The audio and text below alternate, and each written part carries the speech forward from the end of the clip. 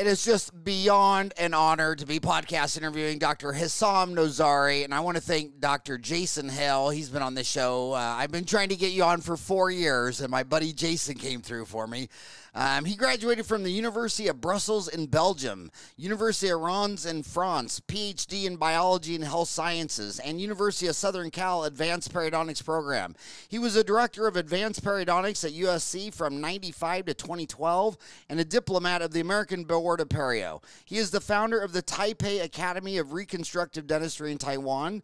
Since 2012 to 16, an active member of a review committee for the National Agency for the Evaluation of Universities and Research Institutes in Italy, and served as one of the selected scientific experts charged with assessing and ranking research proposals on behalf of the Italian Ministry of Education, University, and Research.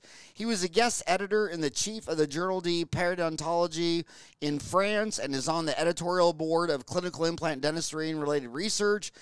He is the producer of a nonprofit movie, The Enemy of the Smile, and the winner of the Best Short Educational Film in International Family Film Festival 2011, and the Beverly Hills Film Festival, What Killed the Smile of Hatshepsut, a Woman Who Was a Pharaoh, won the Award of Merit 2012 from the Accolade competition that honors outstanding craft and creativity in film, television, and videography.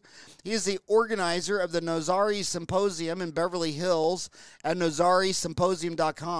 There is no commercial exhibition of any kind at his symposiums. He has 150 research publications, 84 on PubMed.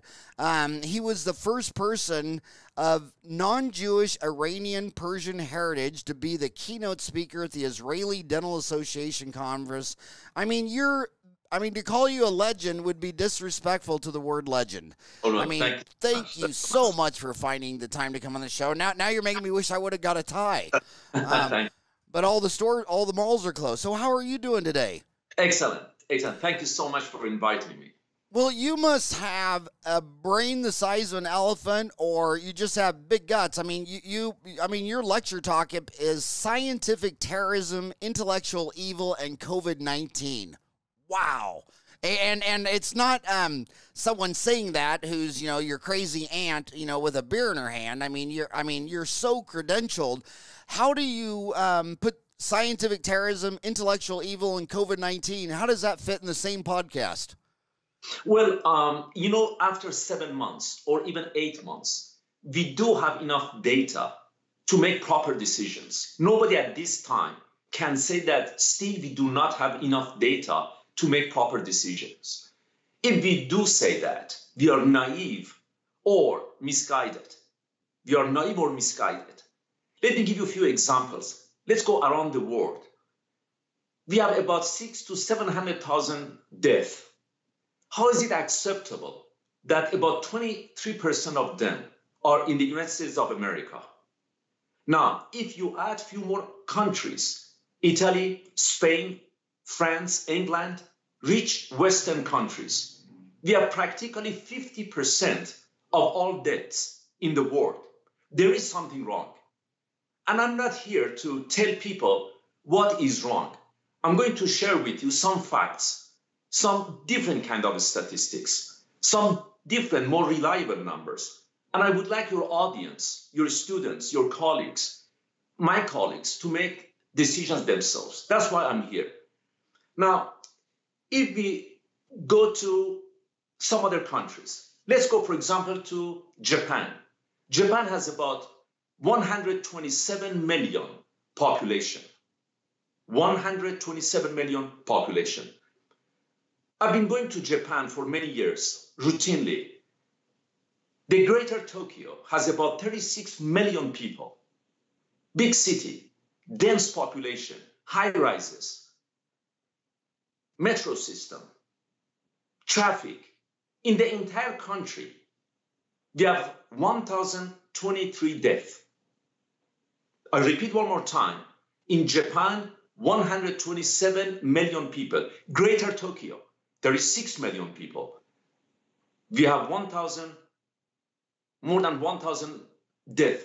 That's all we have. Now, let's go to Taiwan. I've been going to Taiwan for 20 years. I organize a big symposium in Taiwan every year. and I've been in touch with them all the time. Many big scientists in Taiwan are members of an academy that I founded with Mao Zedong.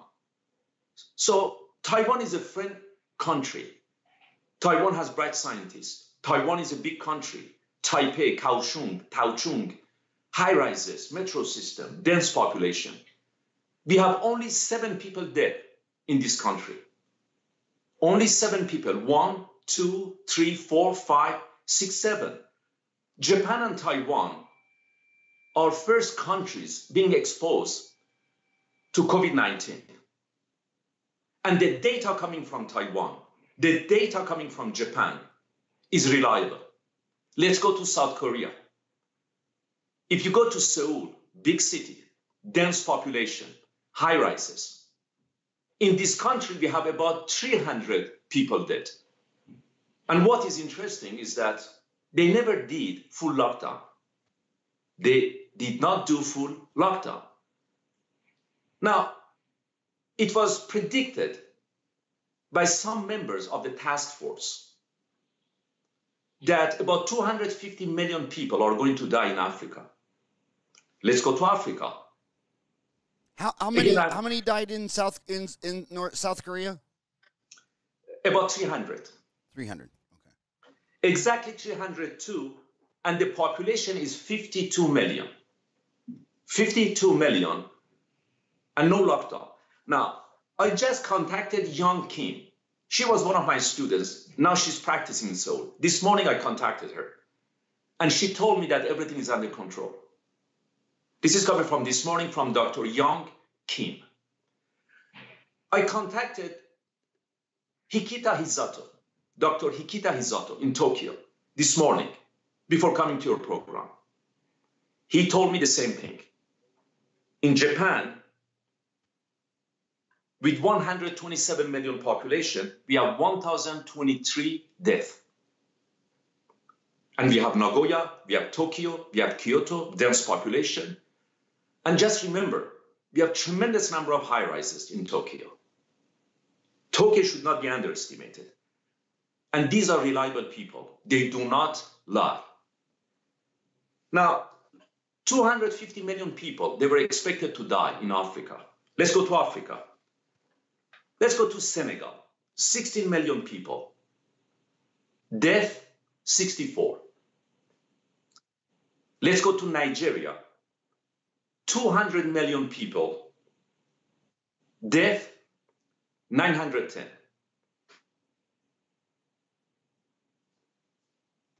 Let's go to the beautiful country of Morocco. Morocco, you have heard about Casablanca, Tanger, Marrakesh.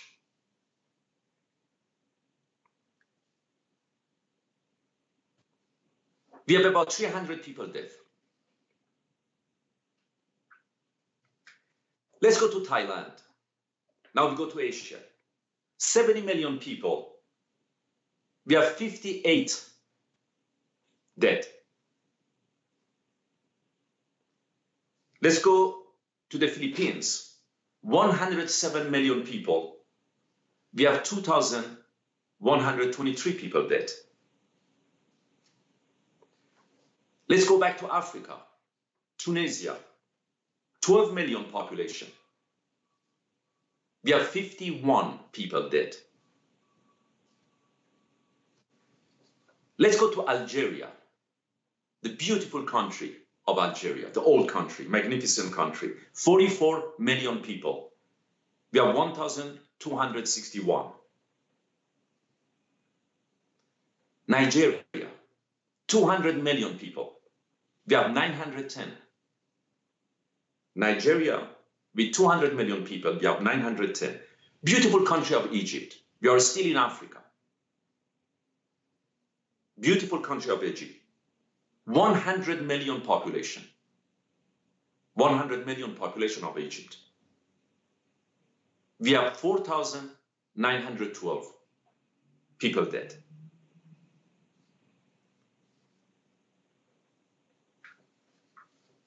Now, if you go to some European countries, in Iceland, 364,000 people, we have only 10 people dead. Now, Japan and Korea and Taiwan were the first countries to be exposed to COVID-19. First countries. About January 14th, the World Health Organization announced that there is no risk of human-to-human transmission, which was not a truthful statement. Our friends in Taiwan, they said the opposite. And they contacted us. They said the opposite. We did not listen to them. Why? Again, our friends in Taiwan, bright scientists that I know some of them personally, contacted us in the United States of America, and they said that numbers provided by the World Health Organization are wrong. Again, we did not listen to them. Indeed, data from Taiwan was inserted into data from China, and we forgot about them. And let me repeat what I just said a few minutes ago. In Taiwan, big country of Taiwan, we have only 7 people dead. And again, I've been in contact with Mao Chi-tuan for weeks and months. The number is reliable. Everything is under control. Kids are going to school. Never did lockdown. Never did lockdown. Now, in the whole world, we have about 600,000-700,000 people dead. How can you accept that about 23 to 25% of them are in America? Or about 50% or more are in America and Spain, north of Italy, England, and France. There is something wrong. There is something wrong. Now, a model was made. In statistics, we call it a projection model by US task force. The model was based on numbers that were completely wrong. It was a flawed model. And we made decisions based on those models. Now let's go to New York. We have lots of high rises, similar to Tokyo. Let's go to New Jersey.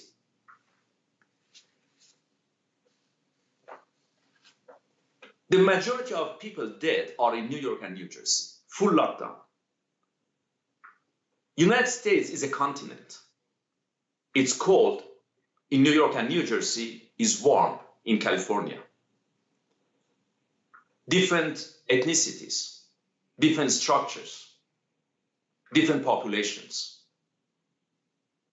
In cold weather, we did full lockdown of people in those high rises. Some of them, they were made 50, 60, 70 years ago. And practically, because of a wrong decision and a flawed model, based on wrong numbers, not trusting our real friends in Taiwan, they were killed, not by the virus. Not by the virus. Are you surprised that we have such a high number of dead people in New York and New Jersey? Are we surprised? Why we do not see them in Tokyo? Why we do not see them in Seoul? Why we don't see them in Kaohsiung, in Taipei? Why we do not see millions and millions of people dead in Africa? All those projections. And if you do microbiology, if you study virology,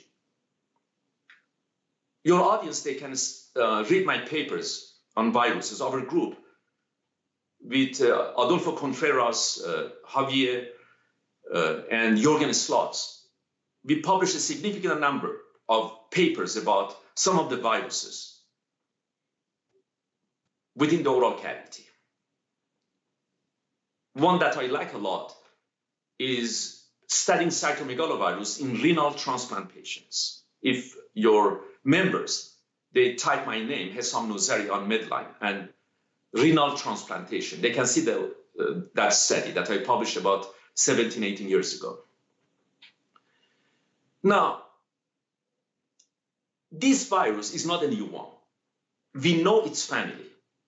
Indeed, it shares lots of its genetics with its cousins, something that gives us what we call it background immunity. Background immunity, cellular immunity. I'm not talking about antibody antigens, cellular immunity. Let's go to a cruise, Diamond Princess cruise, that we can use it as a research model. Total number of people in this cruise are 3,711 people. The crew members, 1,045. Passengers, 2,666. The cruise is a stock. They cannot get out. The entire cruise is contaminated by COVID-19. The ventilation is common. Rooms are next to each other. Passengers have comorbidities quite often, and the age distribution is more toward the higher end. After your opinion, how many people died in Diamond Princess cruise? I repeat, we have 3,711 people contaminated. Nobody is welcoming them. They're a stock, closed system. Total COVID death is 14, 1-4. And those that they died, they had comorbidity. Not a single person from the crew members died.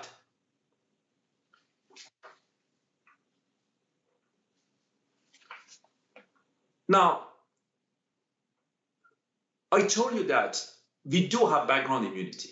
That explains why it's important to identify those that are at risk. And we receive a significant number of reliable data from our colleagues in Japan, Taiwan, and Korea that we did not listen to them. Why we did not listen to them? Target population, comorbidity. This virus is not harmful for kids, young people, even older people that are healthy. Target population, no full lockdown. If this virus has been in America, that we do know based on following the genome of this virus since November, what was the purpose of full lockdown in infected high rises in New York and New Jersey? Are we surprised that the majority of people dead are in nursing homes? Do we really believe that the main cause of their death was the virus? Do we really believe that the cause of death in New York and New Jersey was the virus? And what makes me sad is that, remember, if you are living on the 50th floor, practically for weeks and months, you're breathing the same air that has gone through the lungs of thousands of people in different levels. You're going to breathe it, and it's cold. You have no access to fresh air, and you're stuck in the building. And on top of that, depression, anxiety, some other diseases. And having said that, human metapneumovirus, human rhinovirus, enterovirus, mycoplasma pneumonia, parainfluenza, they all have the same signs and symptoms. Now, if you do have also COVID-19, the cause of disease or death is with COVID-19 or by COVID-19. With or by. Now here, we have to start thinking about tests. When you are talking about pregnancy test, is positive or negative? The person is positive or not? Dichotomous, black and white. Trisomy 21, Down syndrome, black and white, dichotomous. The newborn baby is going to be affected by trisomy 21 or Down syndrome or not. In virology, it doesn't work that way. Test result requires interpretation. In virology, it does not work that way. It's not dichotomous. Test results require interpretation. And in microbiology, we have different stages.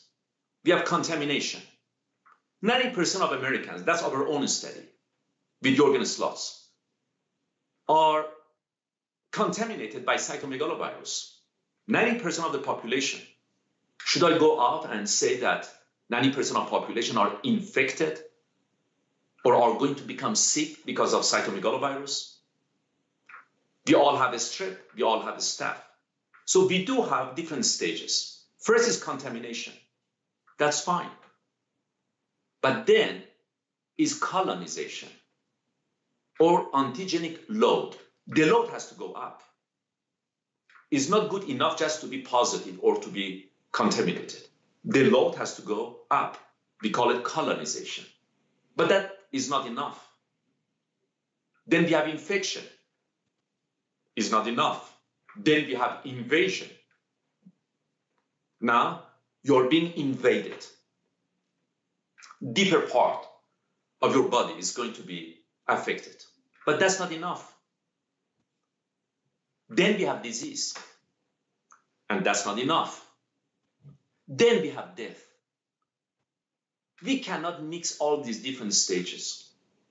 We cannot make a projection model based on flawed numbers. We cannot ignore our friends, our scientists in Taiwan, Korea, and Japan, and not to be accountable for that. We cannot inject mortality rate of 8% provided by the World Health Organization after they had said that there was no risk of human-to-human transmission. But still, we continue to trust them. We inject those numbers into our statistical model, and based on that, we make decisions. The mortality rate which was used was absolutely exaggerated and wrong. Now, if we go back to human metapneumovirus, human rhinovirus, enterovirus, mycoplasma pneumonia, or para-influenza, are we going to report possible positive for positive? Any manipulation of data, any unreliable data is going to have significant impact. The main reason that our colleagues in Japan, I remind you one more time, total population 127 million people, only 1,023 people dead. One main reason for being successful was honesty. Honesty and not using inferential statistics, old-fashioned statistics, the way that we are exposed to that here in America, day and night, to create more and more fear. Our friends in Taiwan, they would fine any individual $100,000 American dollars and or 3 years imprisonment. You go to prison.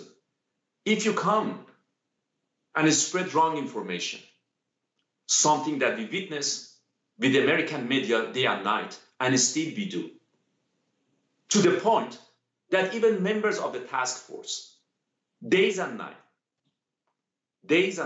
they started talking about a poor tiger in a zoo in New York who was affected.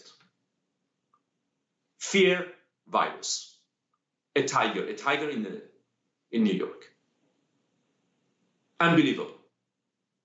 And then cats and dogs, to the point that, I'm sure you have heard about that, thousands of cats and dogs, they were separated from young individuals, thinking that now you're going to die because of your cats and dogs, with significant impact on our youth. Or contamination of different surfaces, food, fruits, day and night, including by members of the task force. Are they incompetent for this project or ignorant? There is no question that they have been contradictory. There is no question that they would be fined based on Taiwanese law. They would be fined.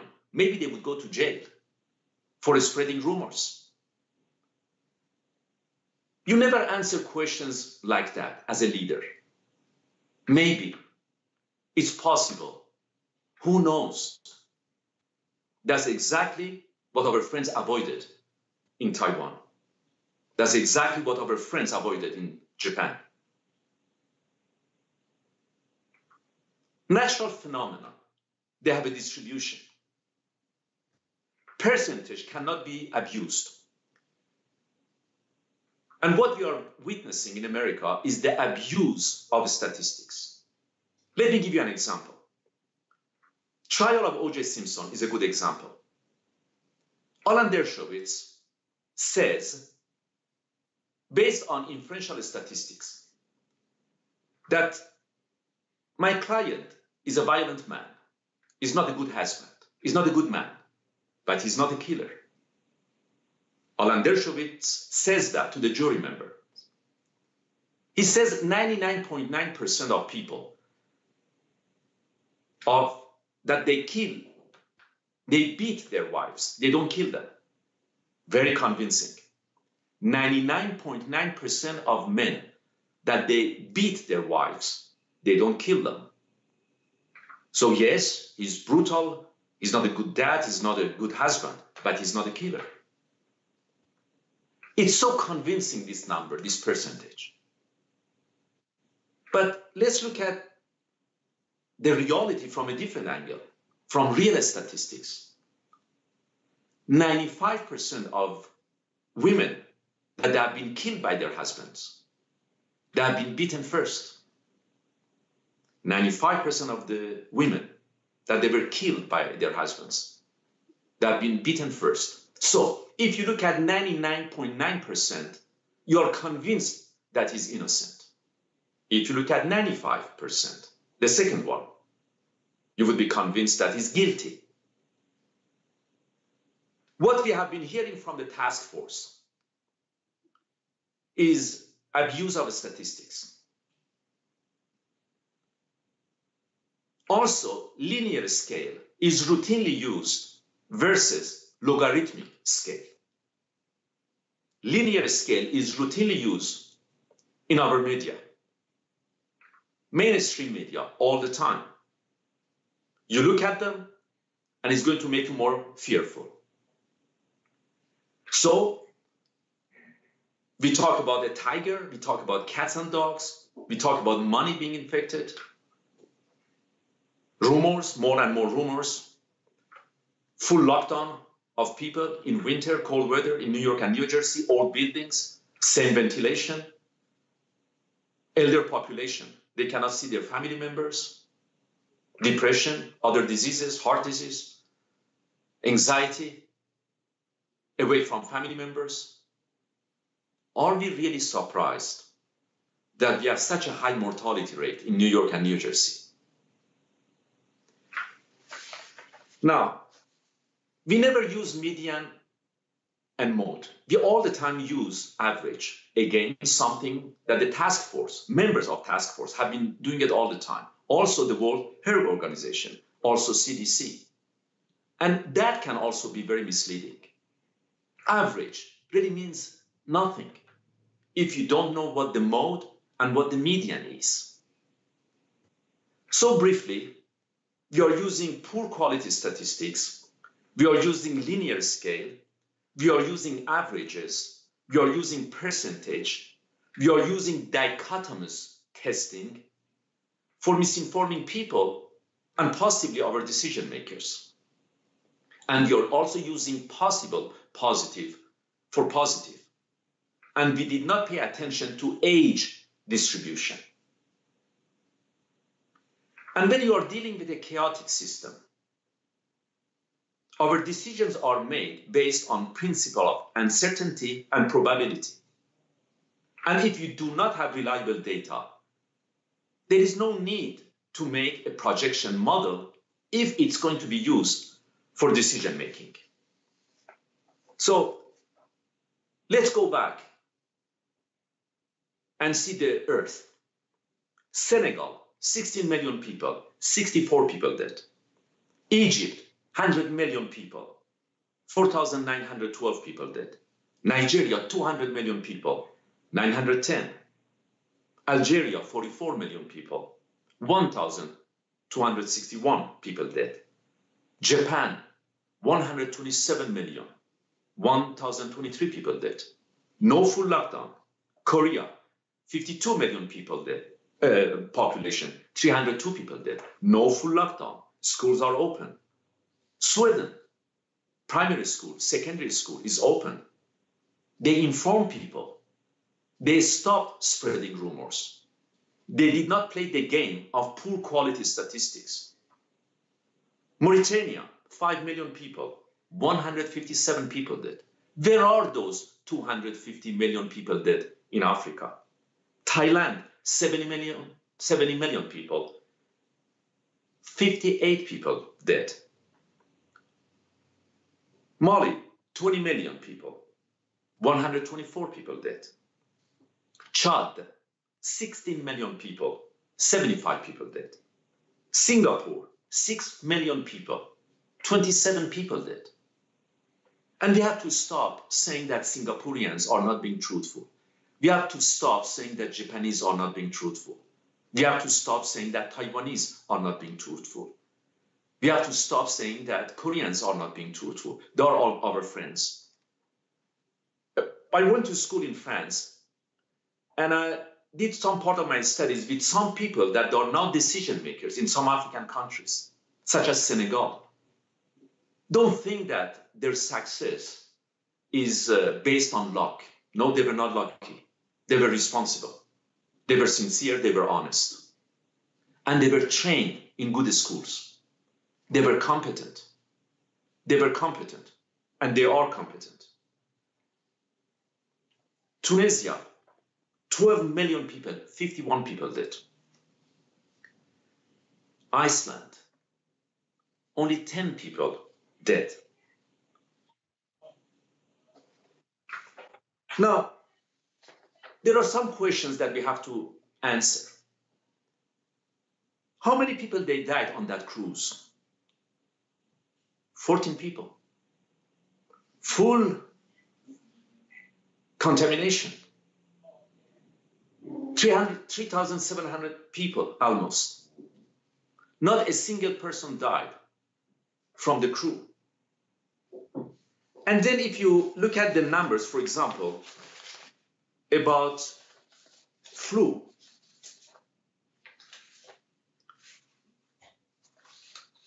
Between October 1st, 2019 and April 4th, 2020, between October 1st, 2019 and April 4th, 2020, we have had up to 56 million illnesses, 56 million illnesses because of flu.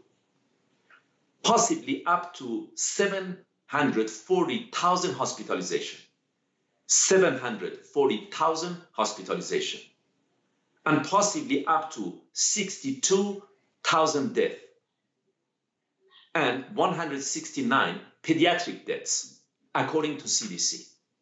According to CDC. For flu. So I really don't want to tell people how to think or what to think. I really believe that we are not using critical thinking anymore. We are going back to dark age. We don't teach critical thinking anymore in our schools. We teach people to become skillful. We teach people to become a good attorney, to become a good pilot, to become a good surgeon. But let's go back to Darwin. Don't tell me what to think. Teach me how to think. Let's go back to Louis Pasteur. Don't tell me what to think. Teach me how to think. Critical thinking is something that we don't teach anymore. We follow the media. And we have to remember that a small number of big companies, they run the media. Gatekeepers of knowledge, they are. Gatekeepers of news, they are. Doesn't matter that we have thousands of different media. Small number of companies are running the show. We have about 7,000 journals, medical journals. The majority of them are useless. The majority of them are useless. We have a big problem. We have a big problem. And I'm concerned because I've been teaching full-time at USC for 22 years. And I really feel honored to be on your program. And I'm here as a teacher to tell you that our educational system is at risk. If we close our educational system, before you know it, we lose our country. Our educational system is under attack. Trusting science is under attack. And if a nation does not trust science anymore, if a nation deprives its youth from education and quality research, within a short period of time, we will disappear. And I have here a picture with Gore Vidal. I would like to share with you. We were good friends. We did some projects together with Gore Vidal, and we did a symposium together. And I would like to quote something that he told me, that we have too many gatekeepers of knowledge in this country. We have too many gatekeepers of news in this country. And that's our biggest risk. That's our biggest risk. We have to learn to analyze. We cannot trust data. What we can trust is data analysis. We cannot trust percentage. What we can trust is the Bayesian understanding of percentage. We cannot trust means, but we can trust mode, median, and means altogether. We cannot trust the linear scales. They can be very scary, but completely harmless. We need critical thinking. We have to teach critical thinking. Look at what happened to admission scandal. We had people coming to school, to universities, including University of Southern California, because they had paid. We should not continue to make people skillful. We should not continue to buy our certificates. It's such a big privilege to be American. I have lived in so many different countries. I have lived in Belgium, in Brussels, never paid for my education. I have lived in France, never paid for my education. And now I'm living in America, and I can tell you that we are so fortunate to live in America. And just remember, it's such a big mistake to think that is granted. Freedom is not granted. Liberty is not granted. Critical thinking is not granted. Education is not granted. I'm really concerned. That's why I really came today, to share with you a few numbers so we can start thinking. Why the projection model is still being used. How many more times members of the task force have to make mistakes? Are they really competent? Are they really honest? Why we have so many people dead in New York and New Jersey? That's basically something that I would like to share with you. If there are any questions, if you have any questions, I would be glad to answer your questions. But just few facts. And again, data that I shared with you from other countries, as much as I could, I shared with my colleagues, with my friends in those countries. But to let you know one more time, that our friends in Taiwan, in December, they informed decision makers in America that numbers from the World Health Organization are not correct. I know that, I know the exact date. And I know how many times they tried to do that. And remember, let me finish with this one. In Taiwan, one of the first countries being exposed to COVID-19, we have only 7 people dead. No full lockdown. Educational system is working. Thank you so much. Wow. Wow. Thank you so much for having the insight, the guts to say that. I mean, it was amazing. First question, what do you think of Anthony Fauci's leadership in this response to the pandemic? Incompetent. Incompetent. You know, having certificates doesn't mean anything.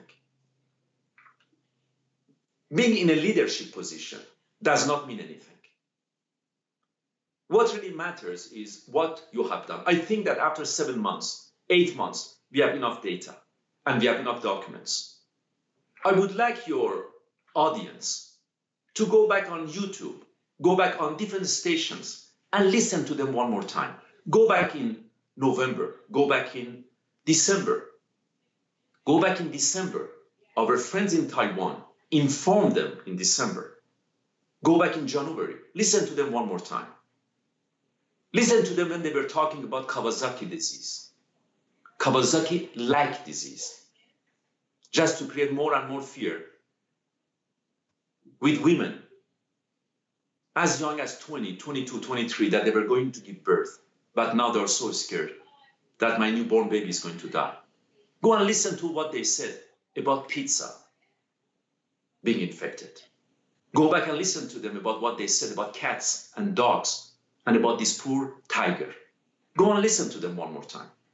They are all available. They are all available. But I can tell you, in my department, they would be fired. There is something that you cannot accept in research. The most important thing maybe in research is to be truthful. And if you do not know the answer, to say this beautiful, beautiful, beautiful sentence, I don't know. That's something that we don't use it often enough. And it's such a beautiful, powerful statement. I don't know. I don't know will help our students, our young researchers to generate hypotheses and to test them. I don't know will help them to generate new questions and share those questions with others and to test them. But when your answers are confusing, when your answers are so dishonest, let me give you one example with The Lancet, one of our most prestigious journals.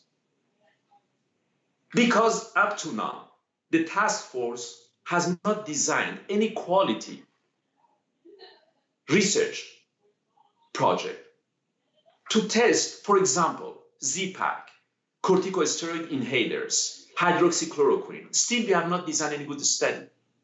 But then suddenly, there is this one study published in Lancet against that. And within 1 week or 2 weeks, Lancet, our most prestigious journal, is rejecting that, saying that it was flawed. Numbers were manufactured. How can we accept that? If we do not trust science, if we cannot trust our journals anymore, we have 7,000 journals, the majority are useless anyhow.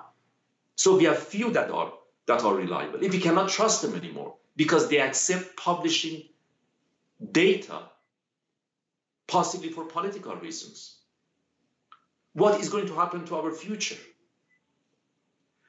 You know, now I talk about science. I have another good friend who is Buzz Aldrin.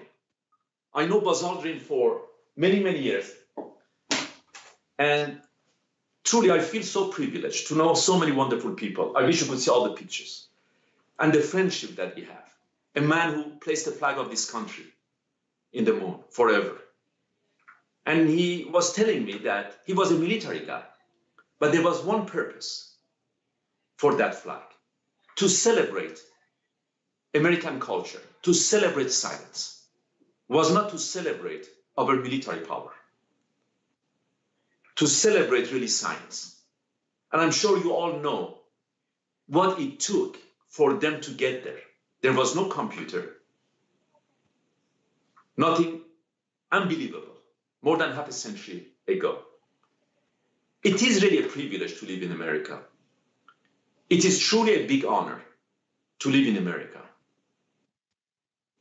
And let me tell you something that I was not born in this country.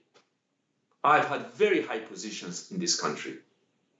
I've had high positions in some European countries. I have never, ever been victim of any kind of racism in America. And I can tell you something, never, ever. And I'm in Beverly Hills. Still, I do lots of good projects, here. But one reason that we have been so successful is because of quality research, is because of quality education, is because of quality universities. But is it still the case? Is it still the case? We have to be very careful. I asked you, what do you think of Dr. Anthony Fauci's response? You said incompetent. Compare the Prime Minister of Japan's response, Shinzo Abe, versus Donald Trump in America.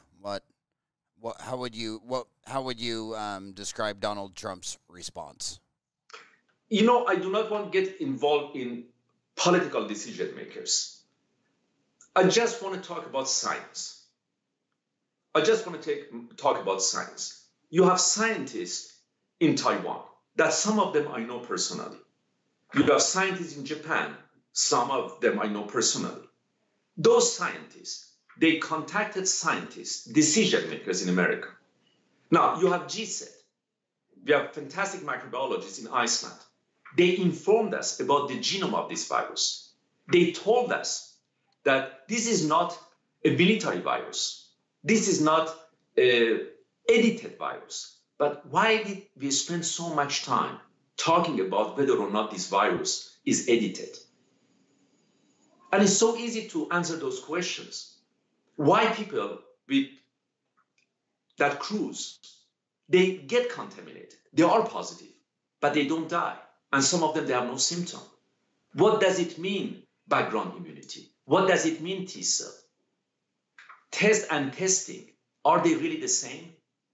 Is it pregnancy test? That day and night, we engage people in debates that are so unfair about testing, about animals, about pizza, about tigers, about cats and foods, about percentage, about mean, about linear scales. That's the problem. So I'm really here to have a talk within the scientific community,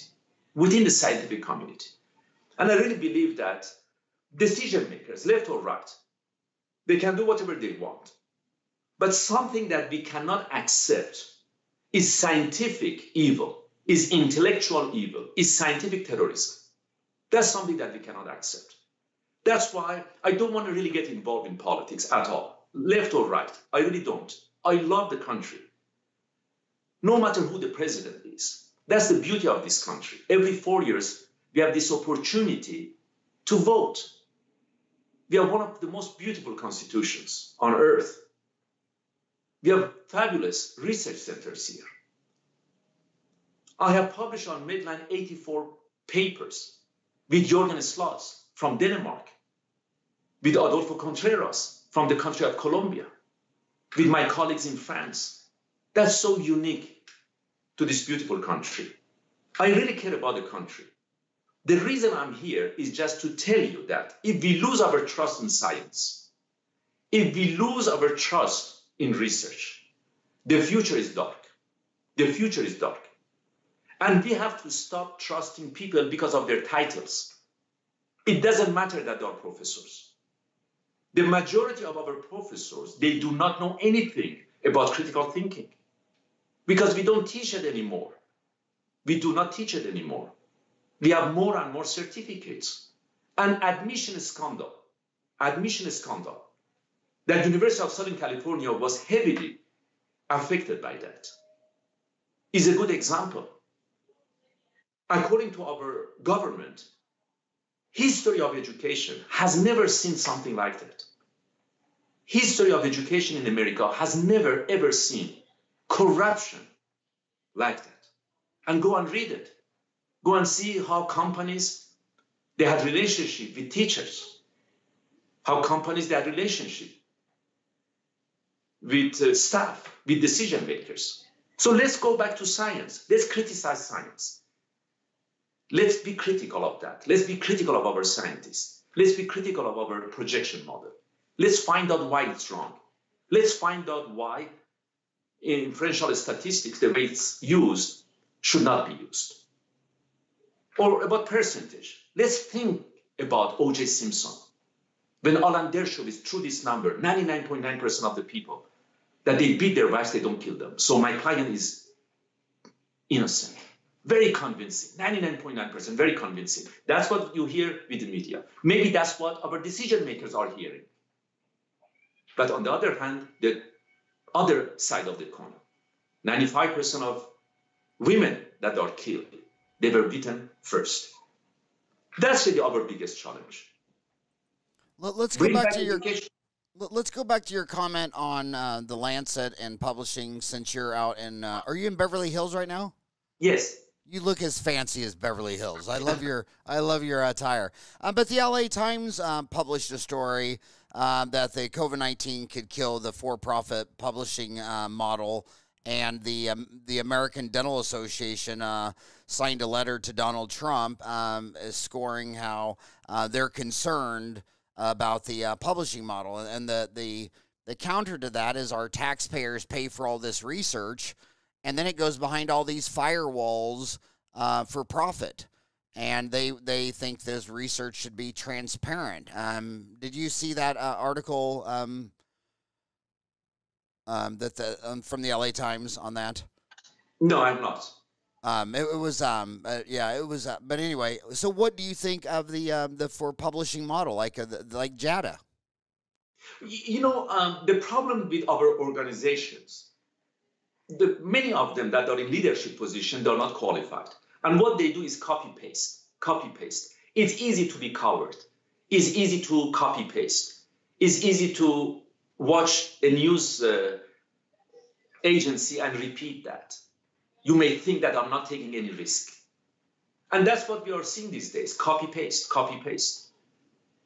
So, and that's a big mistake. That's not America. In America, we don't copy paste. In America, we just don't follow. That's why it has been a long time I'm not following these organizations. My source of information is GSED, is Institut Pasteur in France, is Centre National de Recherche Scientifique, supported by the government, is Stanford. We have wonderful scientists back there. We have wonderful sources of information, not media. Agree. So right now, the biggest question on Dental Town is dentists are struggling with, should I send my kids back to school? What would you say? Absolutely. Our educational system is under attack. That's the biggest concern that I have. Look at the age distribution. Look at what our friends from Japan and Korea and Taiwan told us. This virus targets specific part of the population, elderly population with significant contributing factors, not our youth. But if we do full lockdown in high rises for weeks and months, we are going to cause problems. Why we have so many young people, young nurses, young doctors dead in hospitals because of hospital infection, dehydration, pneumonia, fatigue, abuse of antibiotics. We kill them by wrong decision makings. We kill them. That's the problem that we are facing. But my point is that why we should trust them? They have been wrong for 7-8 months. Why we should trust them? We don't make decisions like that in our laboratories. We don't make decisions like that in our research centers. There is no room for this kind of mistakes. And our educational system is the heart of this country. We cannot shut down our educational system. We cannot. Absolutely, I'm for that. They have to be opened. But we can go back, bring new people, bring people that are qualified, bring people that are honest, bring people that are reliable, bring people that are competent to move forward, to make proper decisions. And remember, America is a continent. America is not a small country. Some parts of the country is winter, some parts are summer, some parts, they have a different ethnicity, different population, different culture, different seasons. We have to empower local authorities, but ultimately they all should lead to the same thing, to open safely our educational centers, our research centers as soon as possible. It's not something that we can play game with that. That's not something we can play game with that. And remember, when it comes to flu, our kids are really at risk, way, way more than when it comes to COVID-19. And remember one more time that this virus, we know its family for decades. For decades, we know its family. It's not new. It shares a significant number of its genome with its cousins that has given us some background immunity. And that's why many, many people that are positive, I believe about 500 million people on Earth are already positive. I believe so. And I believe already in January, February, millions of Americans, they were already positive. They were already positive.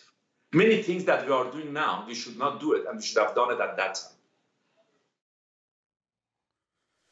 So, just in the news today, out there in your area, I'm trying to stay in your area, Joe Rogan is leaving Texas. He's so upset with the response of California. He's packing it up and leaving to Texas, and he says his 8 best friends are going, have left too. Does the response from, I know you're not supposed to talk about politics, sex, religion, and violence, and we're not talking about politics, just gratuitous, but what do you think of your governor, Gavin Newsom, and his response? And do you think it's a good response, or do you think he's causing people to leave the state like Joe Rogan? Well, people from California are wonderful. They really listen. They are confused. For example, they see their own mayor kneeling with no mask, no social distancing, and then he's going to give fine to people that they are not following his rules, being contradictory. That's the problem. But then blaming people, every day when I walk, when I talk with my staff, they're so wonderful. People in California are so wonderful. They listen. When we had shortage of water, they asked people not to use water. And it was unbelievable what people they did. And it's well documented. It's well documented. These are the kind of people that we have. Californians are the most generous people when it comes even to other countries. The most generous people. When we have fire, you can witness that every single time, how wonderful they are. I really mean it from my heart, how wonderful they are. But then you have to set the example as well. You cannot be contradictory. You cannot say something here, a different thing another time. And then Dr.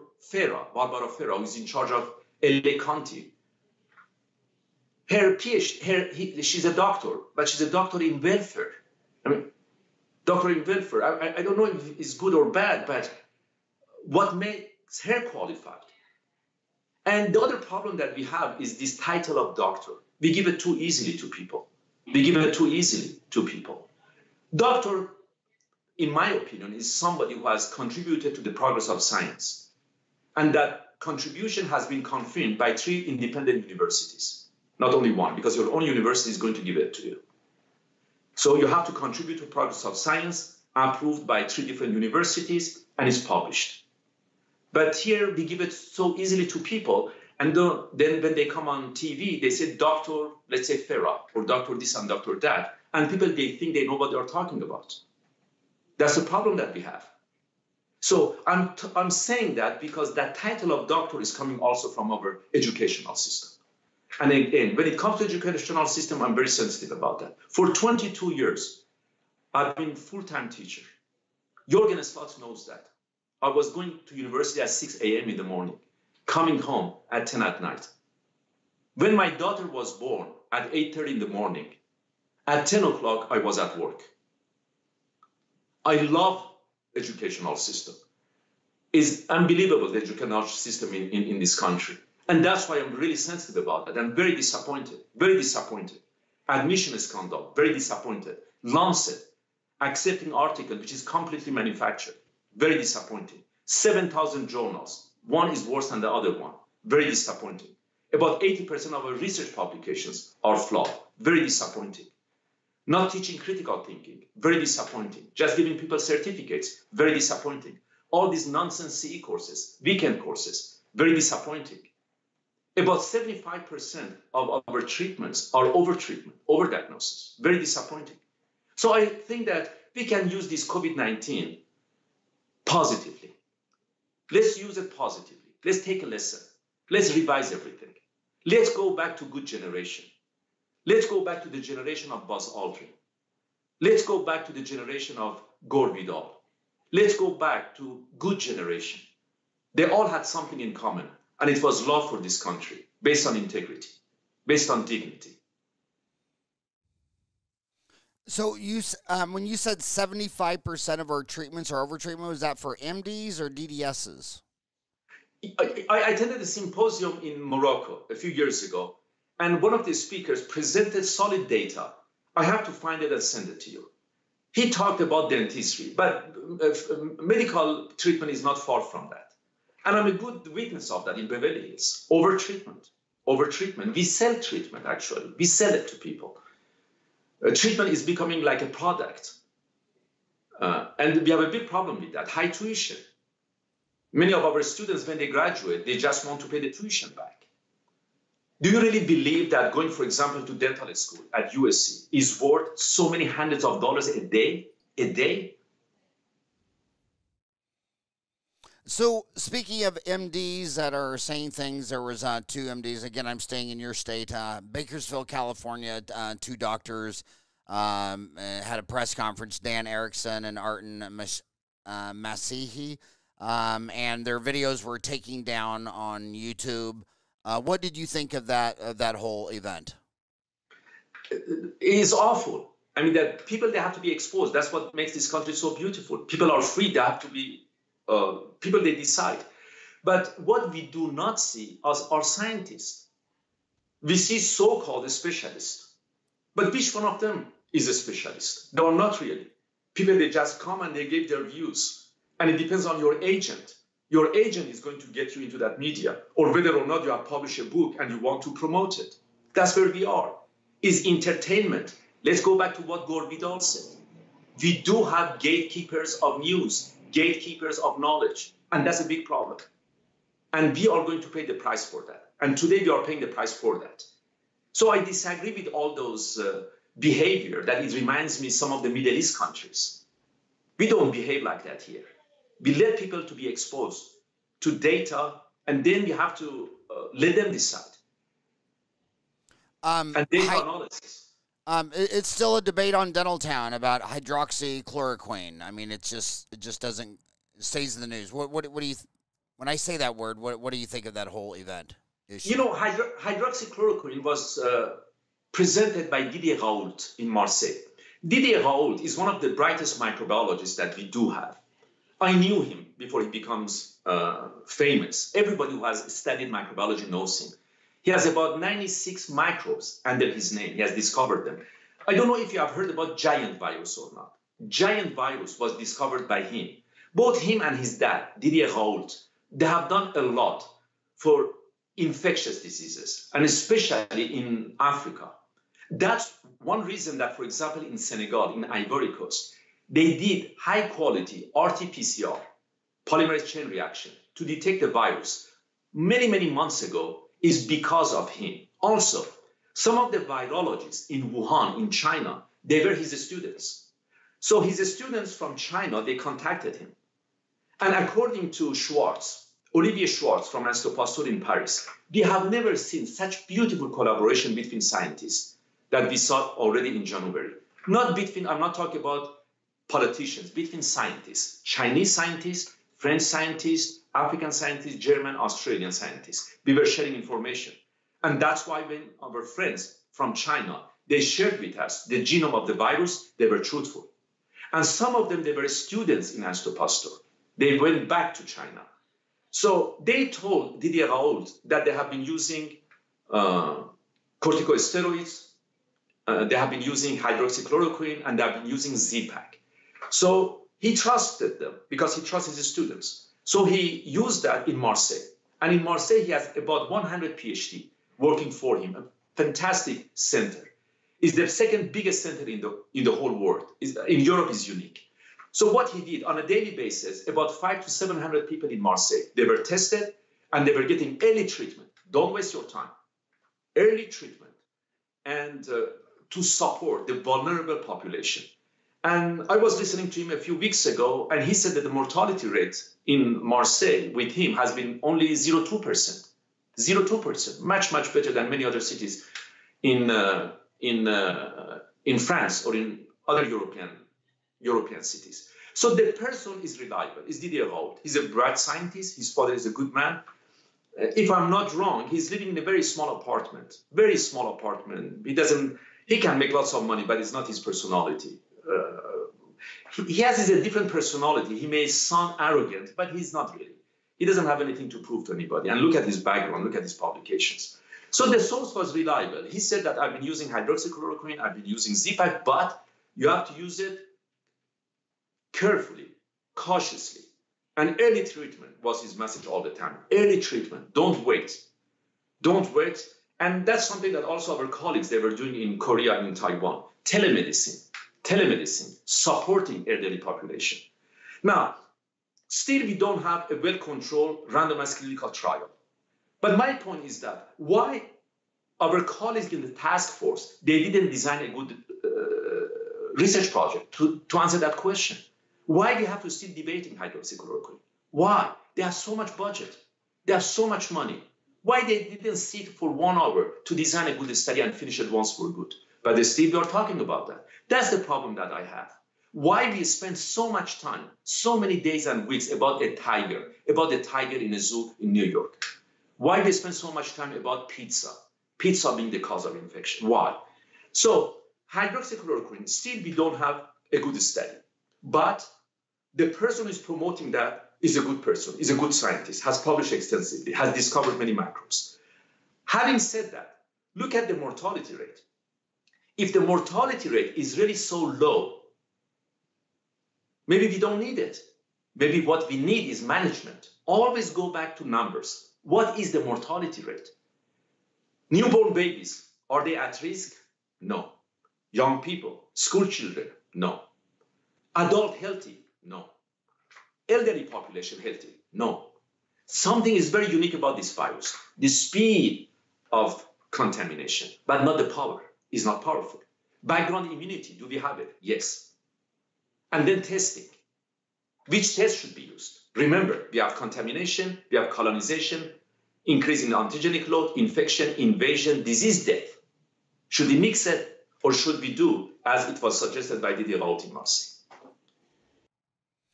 So right now, I want to try to pin you down on action points. I mean, I know you say, you gave quotes, don't tell me what to think, teach me how to think, but there's a lot of young kids in dental school. 25% of my listeners are still in dental kindergarten school. The rest are under 30. The young dentists, their hygienists are afraid to come back to work. They've changed, they've added all these PPE and air filters and UV lights. Just take a break on teaching how to think and tell them what to think. I mean, what would you do if you had a dental office right now? I mean, what would you be thinking? Howard, have you heard about anybody becoming sick in a dental office up to now? Have you heard anything? No. Has there been any report? Well, yesterday in Colorado, I'll pull it up here. Yesterday in Colorado. Okay, here it is. Yesterday, 2 Colorado Springs dental offices have reported COVID-19 outbreaks, according to data provided by El Paso County Health Department. That was in the news. I tweeted that out. I know you're on Twitter. I follow you. COVID-19 outbreaks reported 2 dental offices in Colorado Springs, according to data provided by El Paso County Public Health. One of the dental offices The outbreak was reported on July 22 with 5 confirmed cases. The second outbreak, the office is located, 2 confirmed cases. An outbreak is defined as 2 or more confirmed cases within 14 days with evidence of transmission within the facility. The purpose of this list is to alert the public of local outbreaks, so anyone who may have an infection can blah blah blah blah blah. So that was the first, and that was published August 3rd. After and 7 today months. is August 6th. After 7 months. Right. Now, we always assumed that our patients, they have hepatitis. We always taught our students that we should assume that our patients are affected by AIDS, HIV virus. We always assumed that there is a possibility of infection. We train our students in that. We always assume that. Much nastier viruses.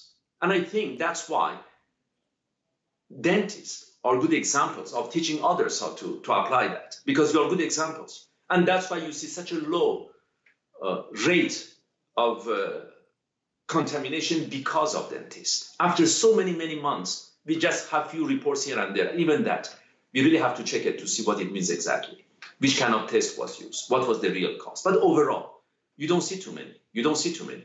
And again, let me repeat one more time. We always assumed that our patients are infected by other viruses, much more stronger viruses.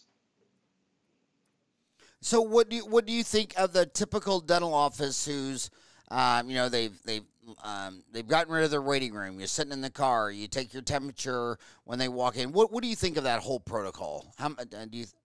What's your assessment? Taking temperature is wonderful. And I was always wondering why we don't do that in LAX in America. Over the last 20 years, I've been going to Japan and Taiwan. Every single time they were doing that in the airport. It was so impressive and it was so simple to do that. I think there is a lot that we should learn from Taiwanese. I would really like to recommend to members of the task force, trust Taiwanese, trust our friend in Japan and Korea. Maybe you have to revise what you think about the World Health Organization. Maybe you should be tougher with them. But trust them. Let's use them as example. I contacted Mao Chi-tuan. Mao Chi-tuan is our president of Taipei Academy of Reconstructive Dentistry. His clinic is open. His classes are open. He teaches all over the country with 40, 50, 60 students on a routine basis. He sent me the pictures. So I really think that we should move forward. We have been doing things correctly up to now. We have to continue what we have been doing up to now. There is no reason to be fearful. We have to continue doing what we have been doing up to now. So to be succinct, the fear is that, the United States is 4% of the population and a quarter of the deaths, and you said the other ones were in other countries with a lot of old people, Italy, Spain, whatever. So it's SARS-CoV-2 is easily spreadable but not very powerful. You're saying that these young kids going to school probably should be more afraid of the flu than the coronavirus. You say schools should be open. A lot of dentists my age have kids in college. Would you be sending your kid back to ASU and USC and UCLA? Absolutely. Would you have them be wearing masks and social distancing and not shaking hands? The damage that we have caused is tremendous. I have seen so many university students crying, anxiety, suicide rate. The damage is tremendous. And it's shameful to cause fear for them.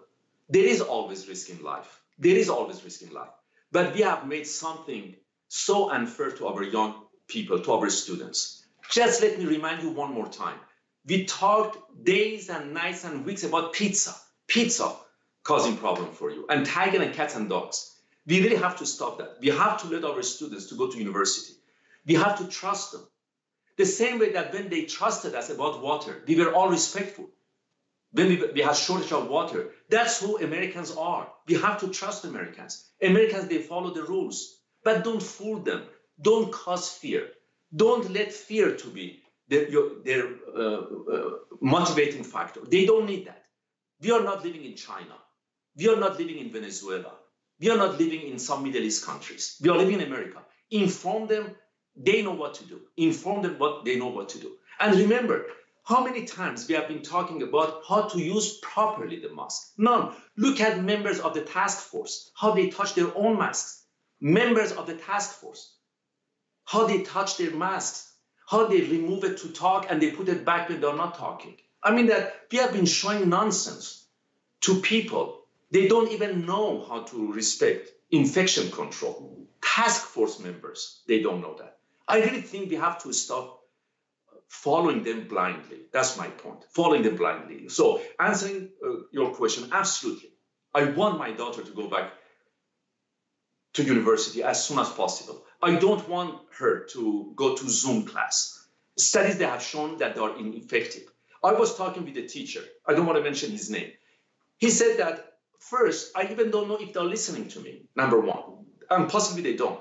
Many of them, they just come to show their face and then they go do something else. And finally, he said, I don't talk to them like I was talking before because you don't know who is listening, who is not listening, if they are going to use it against you or not. That human contact, human touch is gone. And that's really something that we need. That's what we need to be together, to support each other. That's the beauty of teaching. That's the beauty of teaching. And I'm qualified as a teacher for 22 years full-time to tell you that this Zoom is nonsense. That's not how you can teach people. That's not how you can teach people. They are paying lots of money. This whole notion of campus is so unique to America. It reminds me Medici's dream in Italy, Medici's dream, this campus, this contact, this share of information. And we cannot deprive them from that.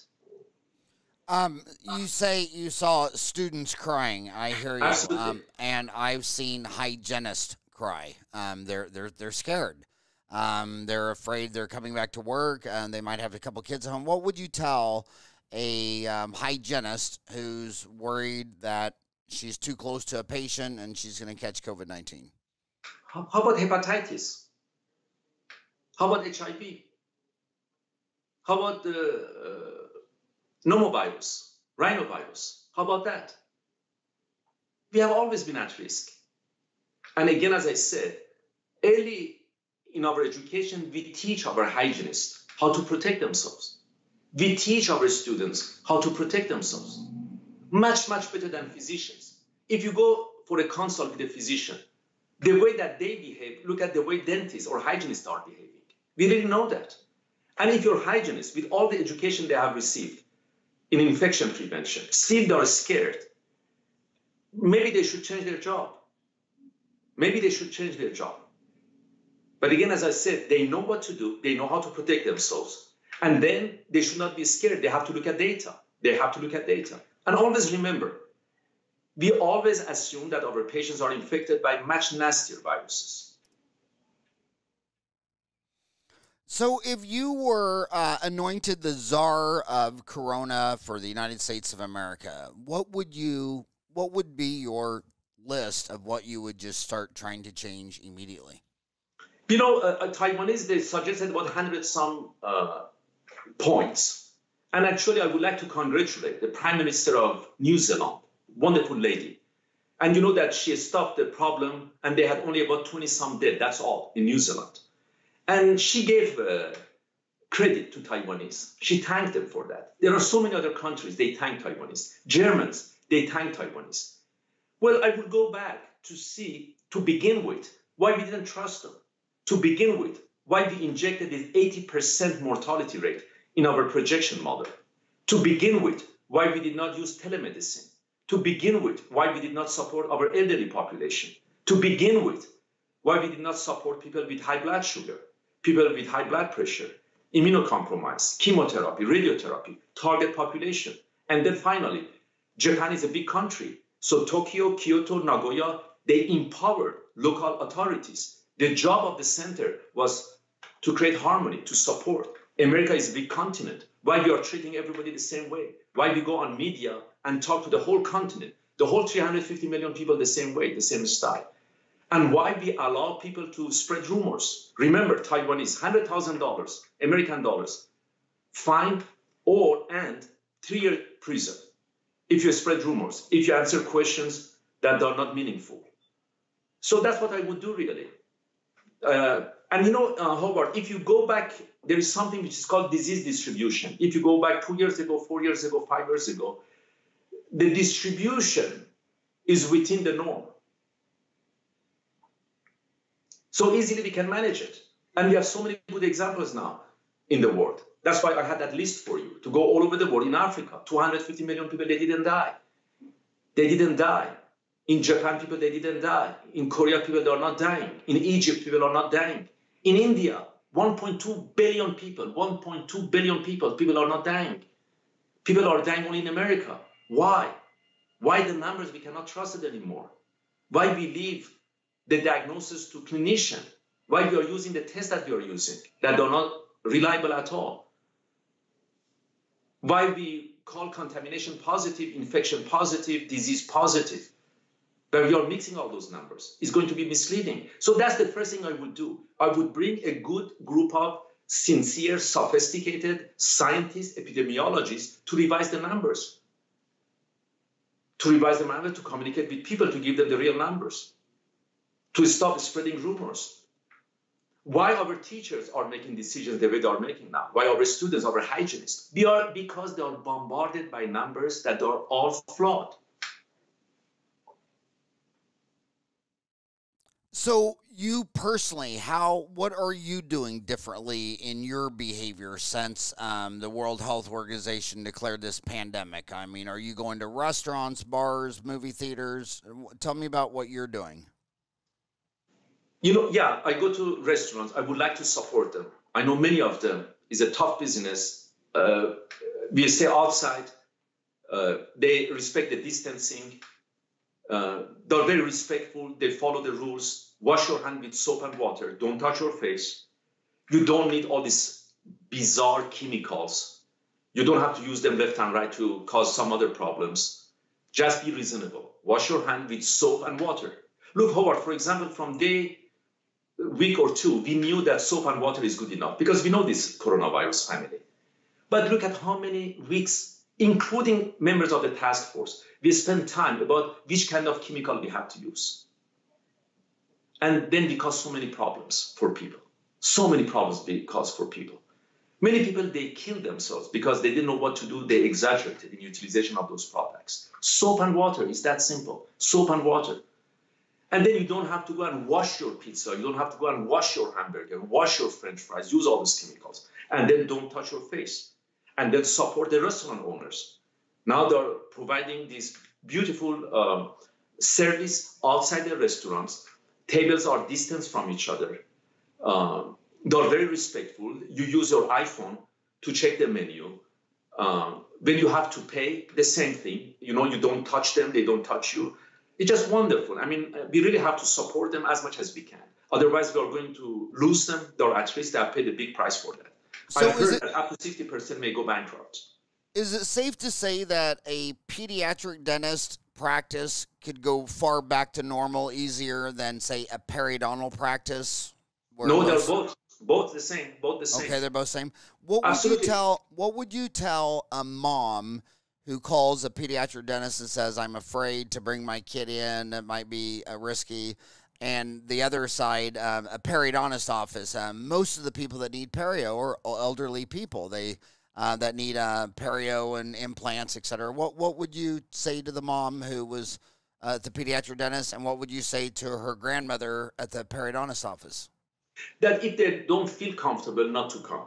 If they don't feel comfortable, not to come. But having said that we are following the rules, what the rules are. We have to be respectful when it comes to rules. We are following the rules. And also numbers. Up to now, I have not heard any problem from any office. I have not. And my office, where I am now, it belonged to Leslie Levin. And it is my understanding that that's the oldest office in West, or at least Southern California, Leslie Levin. He was a student of Walter Cohen. So he came here and established this practice. And we have lots of patients from half a century ago. Up to now I'm talking to you, I have not heard one single patient to be positive or one single patient to be affected. I have not heard that. So do you think a lot of the scaring is they keep reporting case numbers instead of fatalities? Tests are not reliable. I talked to you about that. We are mixing everything. That's not trisomy 21. That's not pregnancy test. Also, antibody IgG, IgM is different from cellular immunity. Also, we have been exposed to a good number of antigens because of the cousins of this virus. For all those reasons, the numbers are completely wrong, Howard, completely wrong. And that's why, just ask your audience to think one more time. How do you accept that about 600,000 people are dead in the whole world and about 20% of them are in this country? There is something wrong. And what do you think that wrong is? Why do you think 20% of them are in this little country? You know, I just mentioned it to you. We have human metapneumovirus, we have rhinovirus, enterovirus, mycoplasma pneumonia, parainfluenza. We are mixing everything together. Also, if we trust Stanford study that millions and millions of Americans are already positive, if they die because of heart attack, if they die because of cancer, if they die because of suicide, but with COVID-19, we are going to write COVID-19 because there is incentive. There is incentive. If you have used ventilator, there is incentive. If you have used some kind of treatment, the government is going to pay for that. There is no question about that. So remember, death with COVID-19 or death by COVID-19. I know my son went off the deep end when he found out his buddy who died on a motorcycle, he tested positive for COVID-19, and that's what they put down, that, he died of COVID-19. No, we have 3 major vaccines in human trials right now. What are your thoughts on these vaccines, and how should we approach these? In some countries, including America, it has good psychological impact. But let me look at it from a different angle.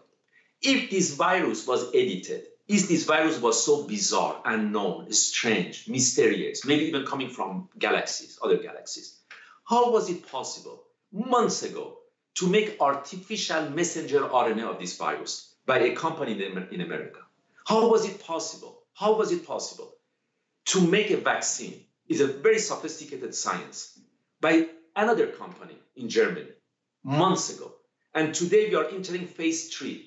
So let me take your question and try to enlighten your audience from a different point of view. For months, we are talking about a very strange virus. I look at the members of the task force. We don't know. It's possible. Who knows? Who knows?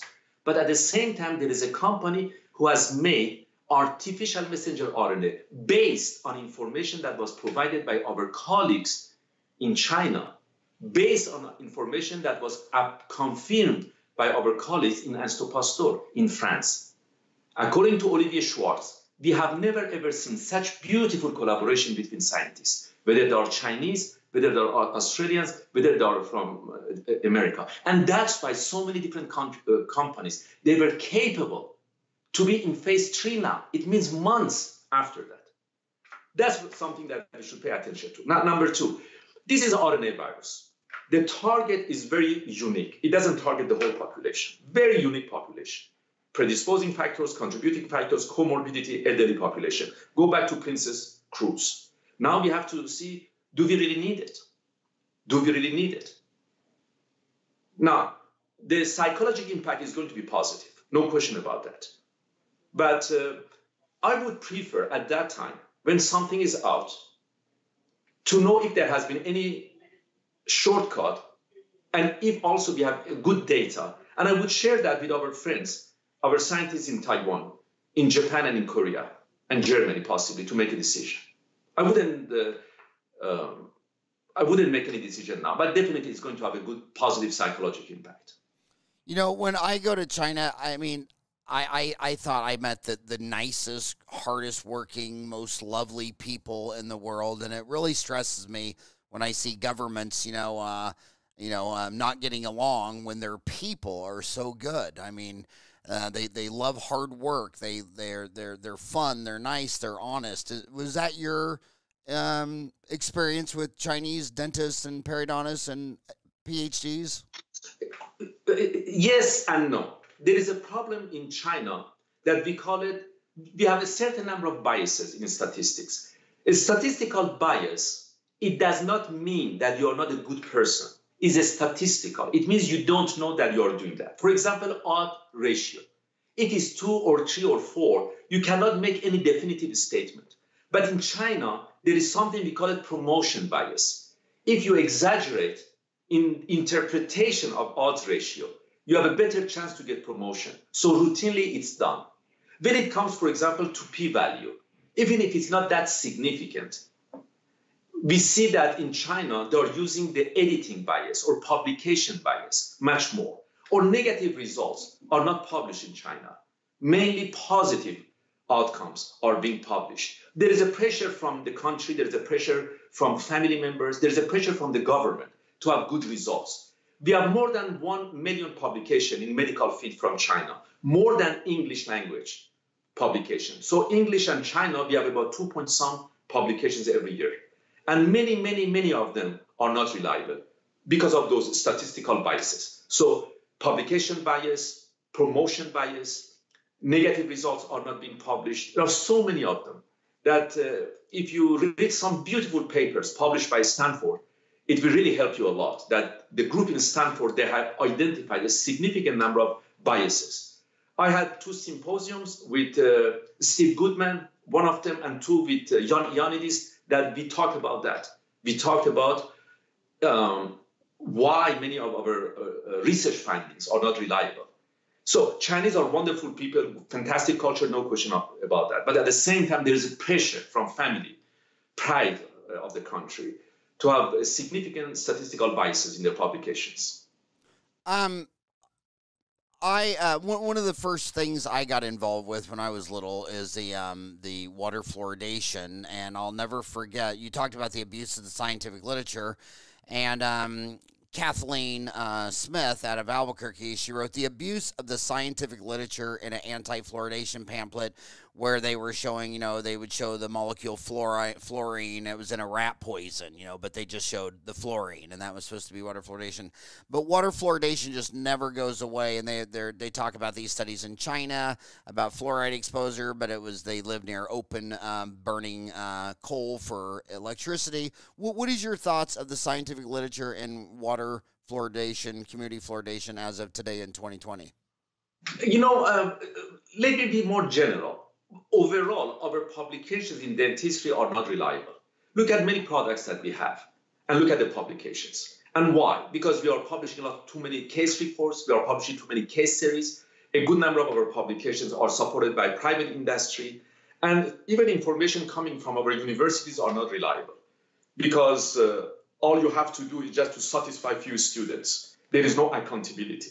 There is no accountability. That's a big problem that we have. I mean, even NIH is recognizing that we do not have enough good quality researchers in America. That's one of our biggest weak points. We do not have. Go, for example, today in any dental school in California and look at their publications. Extremely weak. Look at the CE courses that we are providing. Extremely weak.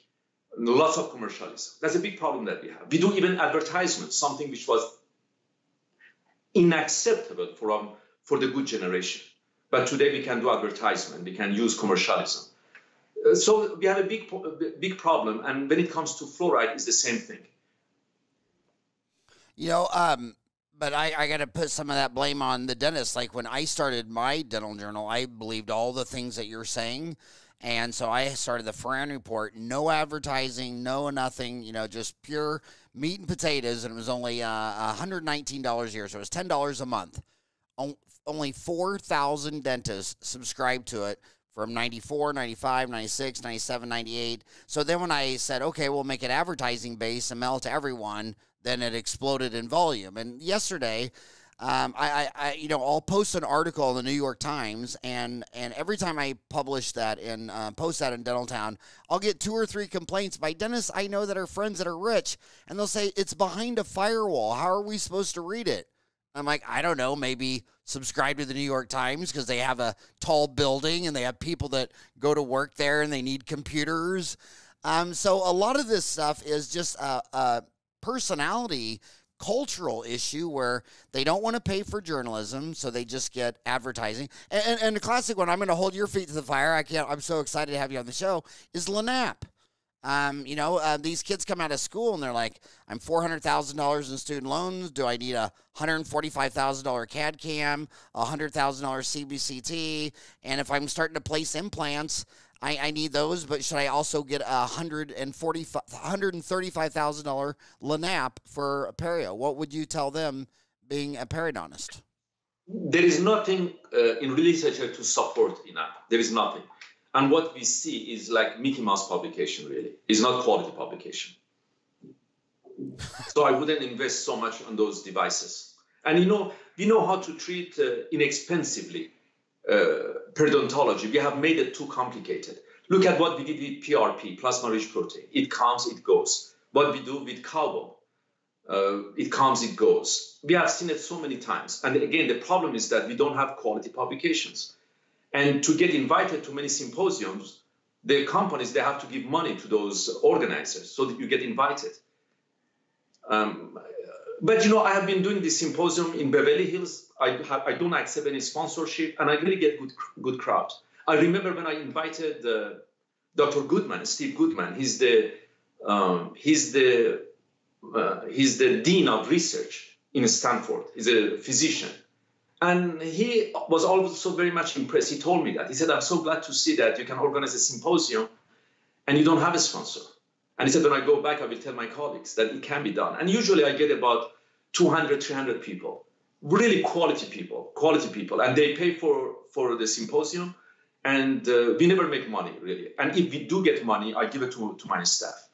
So it is possible. I mean, that still quality work. And I have always invited really wonderful people. I have tried to organize the same symposium in Taipei. I have had a significant number of meetings with Professor Jan Linde. I think about 10 symposiums we have organized together. I remember once with Dr. Jan Linde, we were in Taichung, and there was a big storm. And Dr. Linde told me that, "Oh, Hessam, nobody's going to come." So it was about like 10 to 9, and it was completely empty, storm.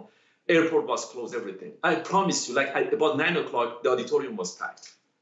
And we were trying to raise some money as well for kids. Why? Because Jan Linde is class. Jan Linde is wonderful. You like him or you dislike him, there is no question that you know that he talks from his heart. You can trust him. That's really what makes him so unique. So I really think that, if we do have quality people like Jan Ioannidis, if we have quality people like Steve Goodman, if you have quality people like Jürgen Slotz, if you have quality people like Jan Linde, people, they would come.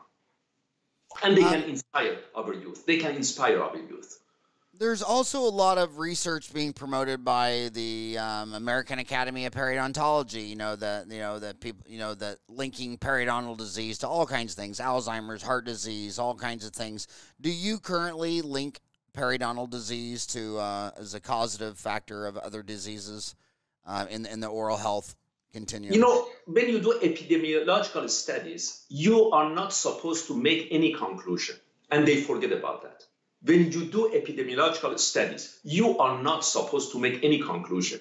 What you do, the outcome can help you to generate hypotheses. And those hypotheses, then they have to be tested properly. And that's the problem with many of these studies. Some of the conclusions, they may be right. Some of the conclusions, they may not be correct. But the problem is that they all share the same problem, that they have concluded based on studies that are not supposed to lead to any kind of conclusion. That's why we have gone as far as to say that is dementia, is Alzheimer, is depression, is schizophrenia, is even divorce. I mean, you just name it, they're linking it to something. You can always link anything you want to anything you want.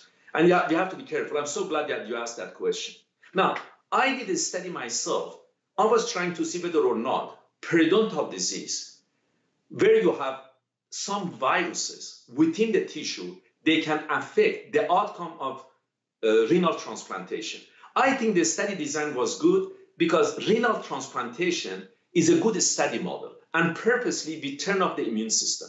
And we know when we are going to turn it off to accept another kidney from a different person.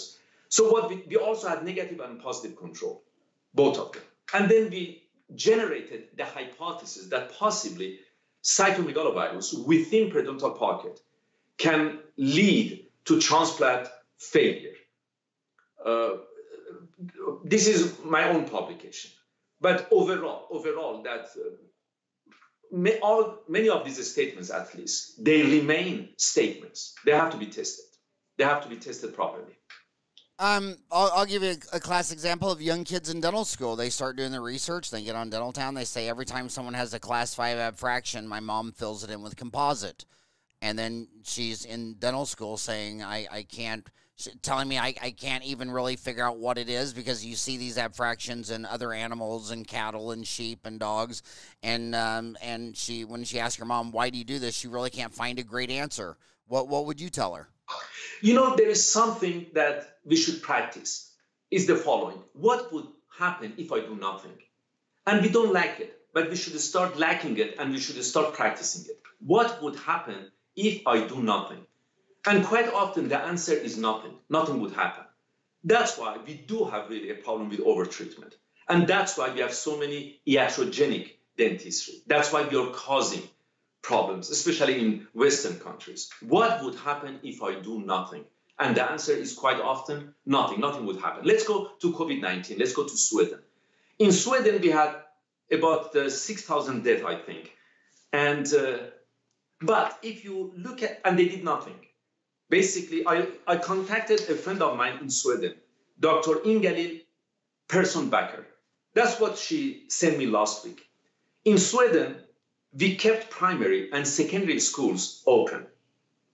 In Sweden, we kept primary and secondary schools open. They never closed it. In Sweden, we did not do lockdowns, no lockdowns. Minor rules for the citizens. And the strategy has worked. Now, it's true that they had more mortality versus Norway or Finland. But if you look at the mortality, you realize that it was mainly about 30 to 40% excess rate.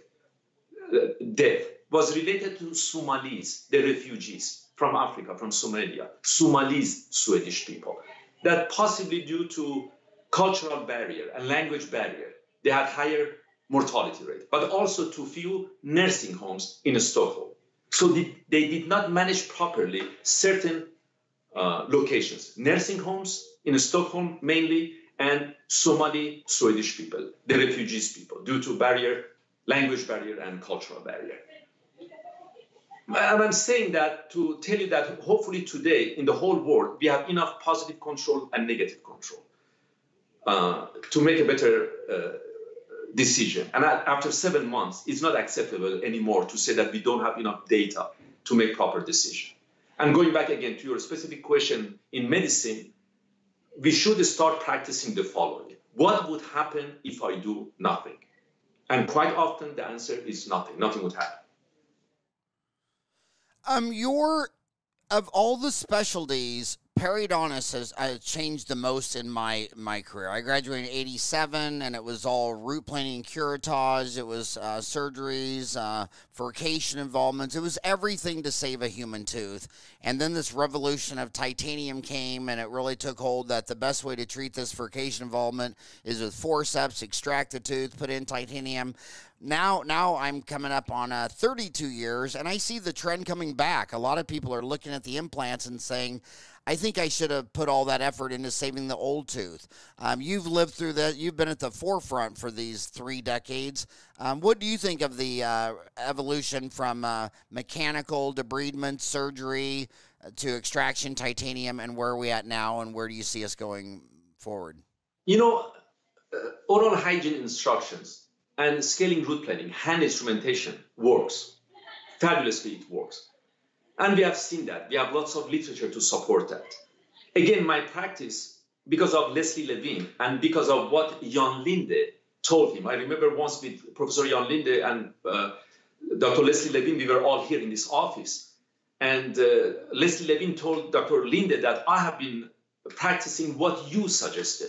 And it has been really working. We have so many patients that are in their 90s, they are in their 80s, thanks to Dr. Levin, that they have their dentition. And they didn't have any of these fancy treatments. They didn't have any of these fancy surgical procedures. They didn't have any of these products. And I really am here well positioned to tell you that I'm so happy to continue that. So we do have literature to support that. And I do have a practice to support that. But unfortunately, we were bombarded suddenly by poor quality so-called researchers, by lots of infomercials. And suddenly teeth, they were extracted, artificial bone or bone from a cow or a cadaver was placed. And now you have millions of implants that are placed into these fake bones. And it's a time bomb. And that's why we see more and more complications and failures with implants. So I'm glad that there is a big trend to go back to where we were before, because what we were using before is working. Oral hygiene instructions, hand instrumentations. You don't need anything fancy, done properly. Done properly, it means that you just follow Anna Pattison. Anna Pattison, she's one of our hygienists. She's known all over the world. They know her in Switzerland, they know her in Sweden. Wherever I go, I'm so proud of her.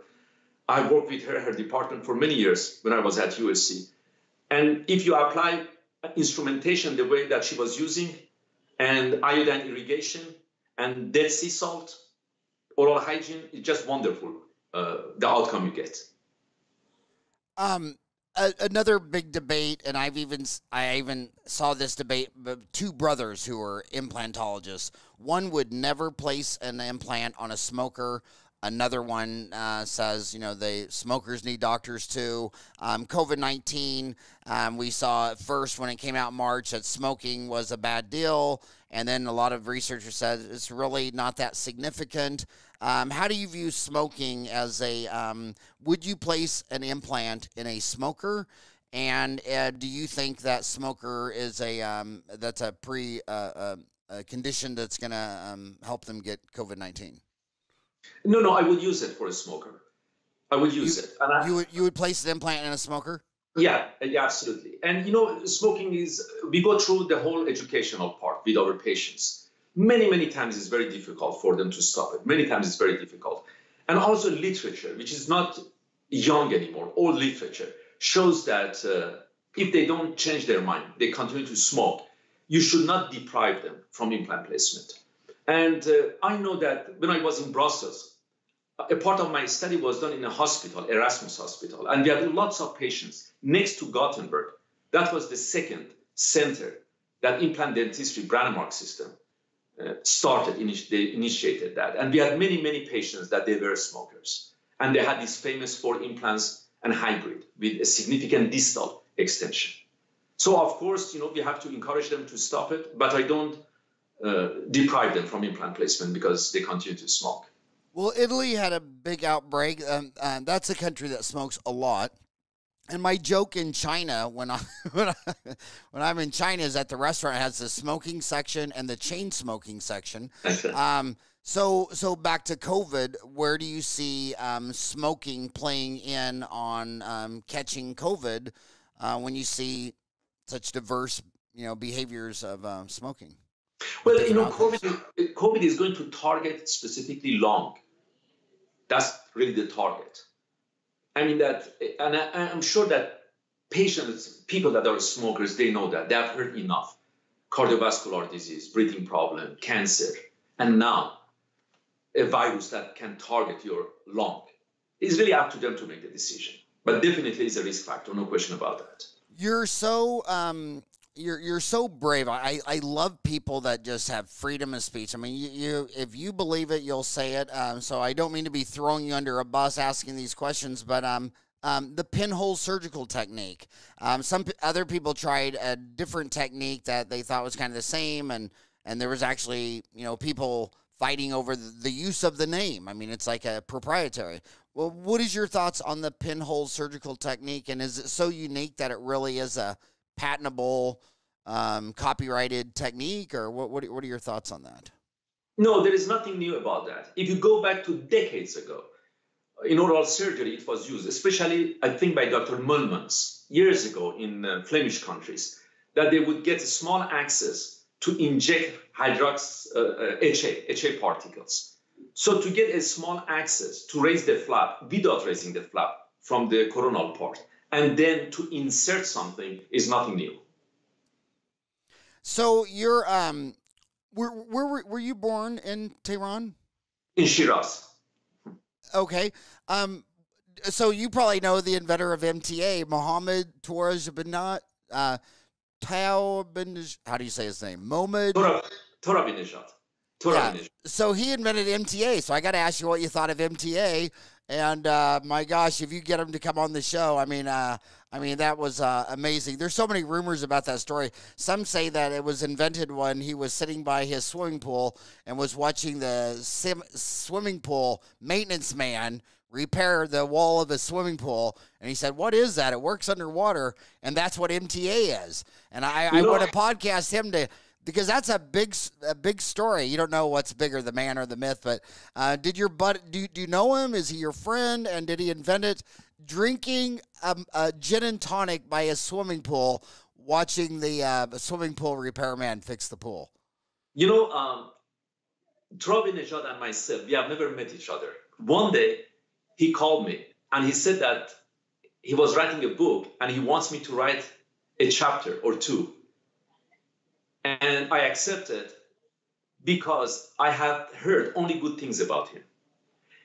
He published a book, I wrote 2 chapters, and still we have not met each other. And still, up to now, I have heard only good things about him. So there is something that I know about him, that he's a good man. He's a good scientist, he's a bright scientist, he's very sincere. So he's the same category as we just talked about, like Jürgen Sloss. You may like him, you may dislike him, but no question that he speaks his mind. He's those old-fashioned European scientists. We talk about Professor Jan Linde, we talk about Sir Neiman, this wonderful generation, Sopransky. And that's why I really have lots of respect for him when it comes to MTA. So I really don't know the details of that, but I trust the man. Well, it sounds like we should do another podcast with the 3 of us. Well, all 3 of us there on this part.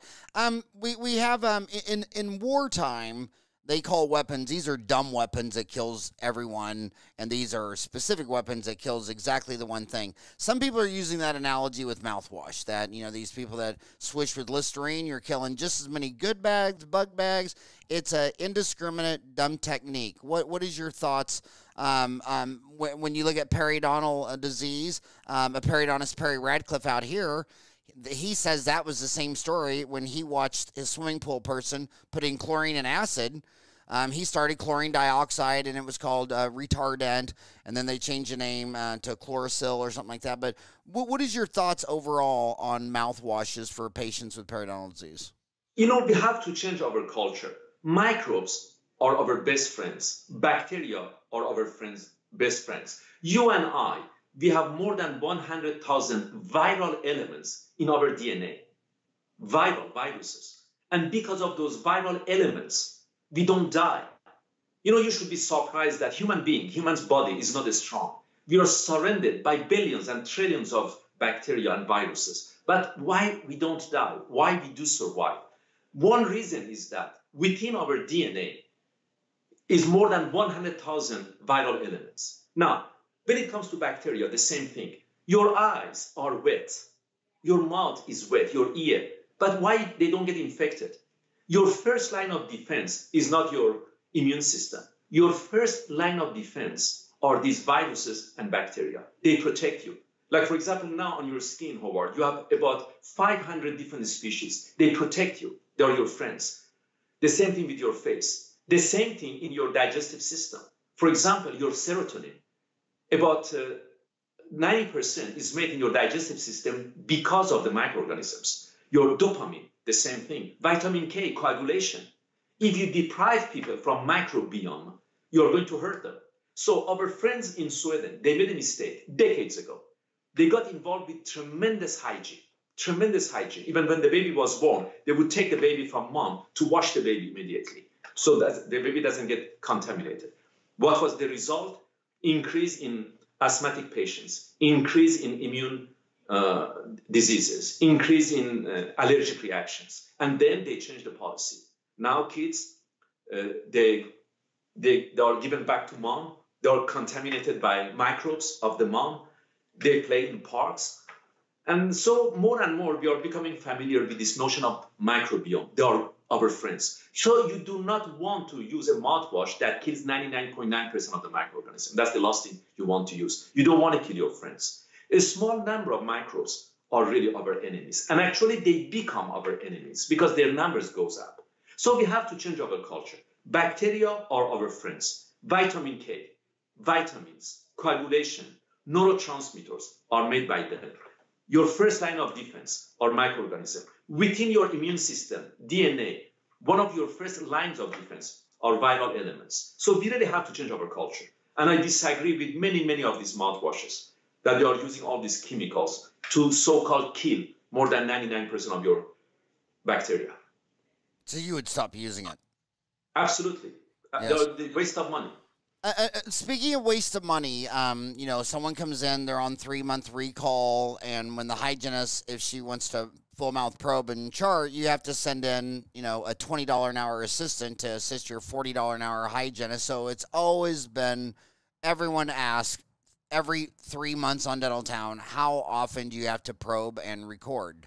And no, usually the patients, they become familiar with the hygienist. That's the whole beauty of what was suggested by Stuart Nyman and Professor Jan Linder many, many decades ago, and then by Walter Cohen and Leslie Levine, that we overreact many times, we over-treat, we overdiagnose. Periodontology is so easy to manage. And even if you have a forcation, in the absence of treatment, your forcation class 2 is not going to become class 3 the next week or the next month or the next year. Patients, they come back, you see that still there is not that much difference. And what's the message in that? Do minimum and enjoy the outcome. Do minimum and enjoy the outcome versus do a lot and then blame it on the disease, blame it on lack of oral hygiene. So periodontal pocket is a slowly progressing problem. So if you can manage it, and you can manage it easy. Again, we have anapatison, we have instrumentation, hand instrumentation. You don't need all these fancy devices, all those electronic devices. You really don't need it. Now, when patients, they come back, they should stay with the same hygienist because the hygienist really knows their personality. Hygienist knows what they are drinking, what they are eating, if there is any change. And they trust hygienists. There's a beautiful relationship. Here in my office is the same thing. Dr. Levine, to begin with, he had 9 hygienists, and we had 7 different sections. So each patient would go with a hygienist, and he would go to check once in a while if there was something to check. And that's why I really think that, look at recession. Every single periodontist probably has recession in their mouth, but do they really do root coverage? Not really, because recession is not a disease. You're overreacting. We don't need all these graftings. And then we inject PRP, PRF, this kind of tissue, that kind of tissue, 9O, 8O suture, use of microscope, for something that maybe to begin with didn't need anything. A small percentage of periodontal recessions, they need active treatment, and they can be managed again by the hygienist. And if it goes out of control, hygienist is the first to detect it. So what we do on a routine basis, we calibrate them. We have meetings together, and they have meetings with patients. But overall, I really want to say something to your audience that stay away from all these expensive treatments, stay away from all these fancy surgical procedures. Gingival recession is not a disease. If you have a forcation, do a good instrumentation, irrigated with diluted iodine if they are not allergic. Use Dead Sea salt that you can buy it for nothing and dilute it and irrigate it, and you would enjoy really the outcome. And like in our practice, Leslie Levine's practice, Gothenburg practice, you are going to have patients in their 90s and 100 that they have their dentition. A lot of people lost faith in flossing when the New York Times posted an article last year that said there's zero evidence that flossing is a thing. And it's a big debate with patients. And for several months, I had several patients, they couldn't wait till I told them, how you flossing? And they like, don't you read, doc? The newspaper said there's no research. What was your thought of that event? First, it depends on your dentition. Some people with poor oral hygiene and no flossing, they have no problem, but you don't see too many of them. And let's say, for example, if you have an open contact, overcrowding, malpositioning versus not having them. When you do have malpositioning, when you do have poor contouring, when you do have open contact, you get food impaction and you must floss. So overall, patients, they must floss. You don't want it to give it the benefit of doubt, basically. They must floss. Now, going back to old days, I published an article, if you're interested to read it. I explained the evolutionary aspect of our face from 550 million years ago up to now. If you go back to a million years ago, other humans, not Homo sapiens sapiens, they didn't have too many cavities, too many decays. So having cavities is also big time related to our way of living, our culture. So it's just a whole collection of everything. We cannot just target flossing, or we cannot find some cases that people that are not brushing correctly, they're not flossing correctly, but they have no problem. We see that also with periodontal disease. So overall, in America, in Australia, in Canada, in France, in England, in Japan, in Korea, in Taiwan, we must brush at least twice a day, and we must floss once a day before going to bed. There was another article by The Atlantic published just 2 days ago. It said Americans are spending billions on unnecessary dental treatment. The evidence that braces make you healthier is shaky at best. And immediately the periodontists started coming in and saying if you don't straighten the teeth, they'll have perio. And straightening the teeth prevents perio. Then other TMJ people got on, said it prevents TMJ. Others got on and sleep apnea and says it prevents sleep apnea. Ortho. Is it... they used to call it the BMW back in 87. I don't know if that's still a term. Biological minimum width, that if the incisors, if all their roots are touching each other and there's not 1.5 millimeters of bone, there's not enough bone for circulation and flow. So the succinct question is, does youthful orthodontics prevent elderly periodontics? We are overreacting. We are overtreating people. That's a big problem that we have here. And again, but having said that, over the last many million years, it goes back to our evolution. We don't have enough room for all our teeth. And our vertical branch is not vertical anymore. It's curved. Our maxilla is becoming smaller. Our teeth are becoming smaller. For example, our canines from 15 millimeters, now they are 9 to 11 millimeters, the same height as central incisor. Our lateral incisors, about 0.5 to 1 millimeter, even shorter than central incisors. So we have had lots of changes and lots of discrepancies. Why? Because they are coming from different places. They are coming from ectoderm, sometimes from mesoderm, sometimes ectomesenchymal. And so everything, this discrepancy in our face, with our jaw, with our teeth, goes back to where they are coming from. It goes back to their evolution, basically. So we are going to have lots of problems. But does it mean that every single problem has to be addressed medically? The answer is no. Because that's how we are. That's our Homo sapiens sapiens. And that's why we go back to the same famous question. What would happen if I do nothing? And quite often the answer is nothing. So I would be very careful not to go directly to public, to encourage them to do extensive treatments, because you would like to promise them something that is not going to happen. So you're at USC, correct? No, not anymore. I'm not at USC anymore. But that's where you were an instructor for a long time. That's right. I went to school, I went to school, and my specialty I did at USC. And then Jorgen Sloss came to USC. And when I finished my studies, he offered me the directorship position, which was a big honor for me. So we made a team together, and then we had this well-known microbiology lab. And then we had a good clinic. We really became a good team. It was only 2 of us. There was nobody else. But over time, I had few graduates, and I asked them to come back to school to teach. And over time, we have this good department. It was clinically very strong, microbiologically very strong. Then we got interested in viruses. So we published a lot about cytomegalovirus, herpes simplex 1 and 2, herpes simplex 6, 7, 8, about Epstein-Barr virus 1 and 2, enteroviruses. And then also we had, thanks to Jorgen Sloss, this Periodontology 2000, that up to now still is ranked #1 in the world. And Dr. Sloss trusted me to let me edit one of the issues. So when you were there, was the dean Avishai Sadan? How do you pronounce that? Avishai Sadan? No, I really don't care about him. But when I was there, the dean was Howard Landsman. Well, specifically to USC or private schools, like I'm in Phoenix, so we have Midwestern, that's a private school, $100,000 a year. We have Midwestern's $100,000 a year. A lot of people are starting to complain that the education system is not keeping one eye on the child, student, and one eye on cost. They just keep no cost control. And when you talk to PhD economists and they show you, the rate of inflation from 1950 to 2020, and then the rate of inflation of education, it's completely disconnected, that you don't see in several other industries like housing and transportation, electricity, things like that. What do you think of now, just routinely having dental school cost $100,000 a year?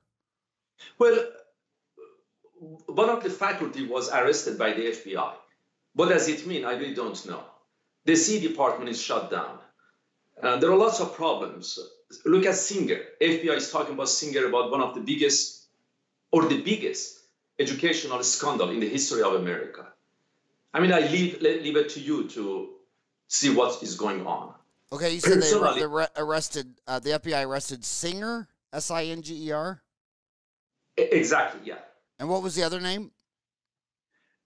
Well, he's the guy who was, I don't want to mention name, but I'm saying that. It's Dentistry Uncensored. You can spell the name. Yeah, no, see, but because you have to wait for the trial. People are innocent. They have to go to trial. But I want to say that that's where we are today. That's where we are today. I mean that USC had a wonderful reputation. I was so proud of USC, had a wonderful reputation. But I remember I was in New Zealand. Even the taxi driver had heard about this scandal. I went to China. They had heard about that. You go to France, they have heard about that. I mean, the reputation is damaged, definitely. And look at the quality of publications. Look at the quality of graduates. What can I say? But I can tell you that the most important thing in any school is integrity. If integrity is gone, you lose the culture. You lose that pride. And at least when I was a student there and when I was teaching there, the pride was there. You were proud of the history, the exceptional history of that department. We were proud of Periodontology 2000. We were proud of our symposiums. We were proud of our clinical publications. We were really proud. And Jürgen Slotz was telling me a few weeks ago that time, your publications has passed the test of time. Many of my publications, they were controversial. I published an article that saying that Nobel Perfect from Nobel Biocare is not what they claim to be. And even in school, they went after me. I published an article about bovine bone, that bovine bone is not what they claim to be. You can read all those my publications, editorials. But again, I published an article about guided tissue regeneration, that it is not what is claimed to be. But again, as I said, I'm quoting Jürgen Slotz that time, we have passed the test of time. Our publications have passed the test of time. So at this time, I just wish them the best, but I'm not in touch with them anymore. I'm just in touch with few faculty and Jürgen Slotz. So, Singer, you were talking about the college admissions scheme mastermind, William Rixinger, who wore a wire to expose the scam. And yes. Says I put everything in place, he told a federal judge. So do you think that, is that trial coming soon? And what do you think is going to be I'm using this example to tell you that there is a problem. I mean, that I have a hard time to accept that they didn't know about that. I mean, there's a problem. There's a problem that people, they get money to get in. So maybe we should go back and check all the certificates again. Maybe we should go back and check the program directors. We should go back and check the associate deans and deans. And hopefully USC is doing that. Because but back to the final cost. Do you I mean, I remember when some of the schools, when the first school got to like 40 grand, and I thought 40 grand a year, wow. And then it was like it was like a horse race. I mean, just like everybody was raising 10 a year, and it was no time at all. And I mean, I don't know how many schools charge $100,000 a year, but it seems like a quarter of them do. I mean, no, of course it's too expensive. Of course it's expensive. And look at the quality of faculty. For that faculty, so much money, I would never pay that. I would never pay that. So it is too high cost. My no, gosh. It is a shameful cost. It's truly shameful cost. I mean, that's abuse of the educational system. And it's very simple to check that. You just calculate how many hundreds of dollars you're paying your child is paying daily, and look at the quality of their faculty. Yes. My God, I could talk to you for 40 days and 40 nights, but I know you're 100,000 times busier than I am, and I feel guilty stealing your time. How long? My gosh, we went over. We had 2 hours? Holy Yes. moly, my God, 2 hours. I guarantee you everyone listening is just honored that you came on the show. A big shout out to Jason Hill. How do you know Jason Hill? Oh, I had a presentation in Arizona, and that's how I got to meet with him. And then he invited me a few more times. And I know a few other people in Arizona. And I can tell you truly, I mean, that him, his family, I mean, that wonderful, wonderful people. And I really enjoyed presenting there. And what I like about him is that he knew that my publications are controversial. And he knew that I have no affiliation with any company. He couldn't find anybody to sponsor me. And still he invited me. And then he asked me to go to a hotel or to go to his house. And I had the honor, really the privilege, to go to his house, to meet with his wife, his children. We had a wonderful time together. And when he introduced me to you, I didn't hesitate a second. I really love him. Love him. Love his family. That's true. Especially when you lecture overseas, like they're saying, "Oh, we're gonna put you up in the nicest hotel." It's like I've stayed in a Sheraton before. I want to stay in your house. I'll never forget my first lecture in Warsaw, Poland, and I got up early and I opened up the refrigerator. I was shocked. I mean, I'd never opened up a Polish refrigerator before, and it didn't look like any refrigerator I'd ever seen in the United States. And I think that's the coolest part of going to a country, is seeing how they live, how they eat, how they talk to their children. I mean, it's just the most fun thing. But where does that come from with you? Why are some people like? I mean, I call my show Dentistry Uncensored. If I believe it, I'm going to share it with you. Why do you think so many dentists are afraid to say what they really think? I'll give you a clear-cut example.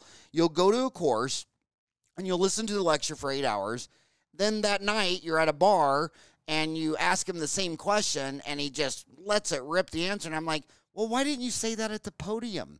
I mean, when I asked at the podium, you went to a slide and you pointed and I didn't even know what you meant. But man, at the bar, 2 beers later, you just told it like it was. Where is that disconnect? Because we think it's granted. Because sometimes we are born here and we think it's granted, and you want to follow the flow. And a person like me, I know how wonderful America is. I've lived in Iran, I have lived in France, I've lived in Belgium, and I'm now living here, and I go back and forth a lot in Europe. And I really think that it's a big, big honor to be American. And if you are American, it's about freedom. There is something about the constitution of this country which is so unique. I'm not white American, and Jason is. And Jason is Christian, I'm not. And he invites me to his house, and he invited me to his church. And it was truly a wonderful experience. And this has been the same experience I had at USC.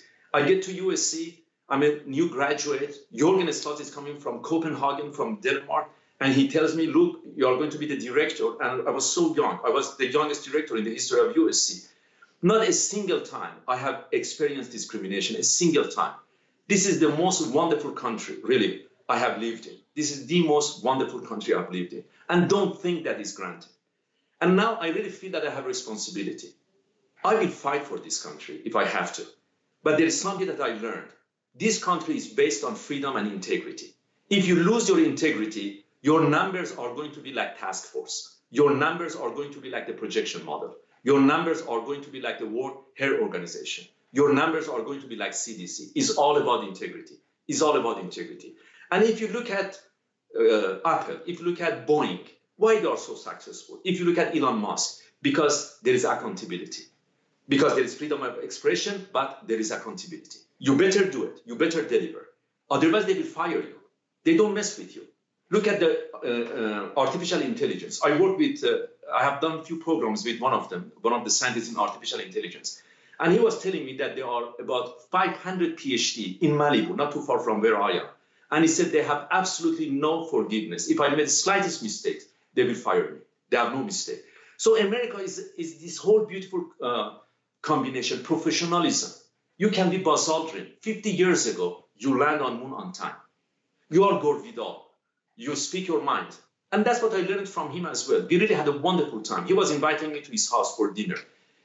It was me, and it was one of the granddaughters of Roosevelt. And sometimes I remember we had these fantastic opera singers, but otherwise it was only 2 or 3 of us. And I could see that how much he cares about this country, but at the same time I was enjoying that how brave he was, how brave he was.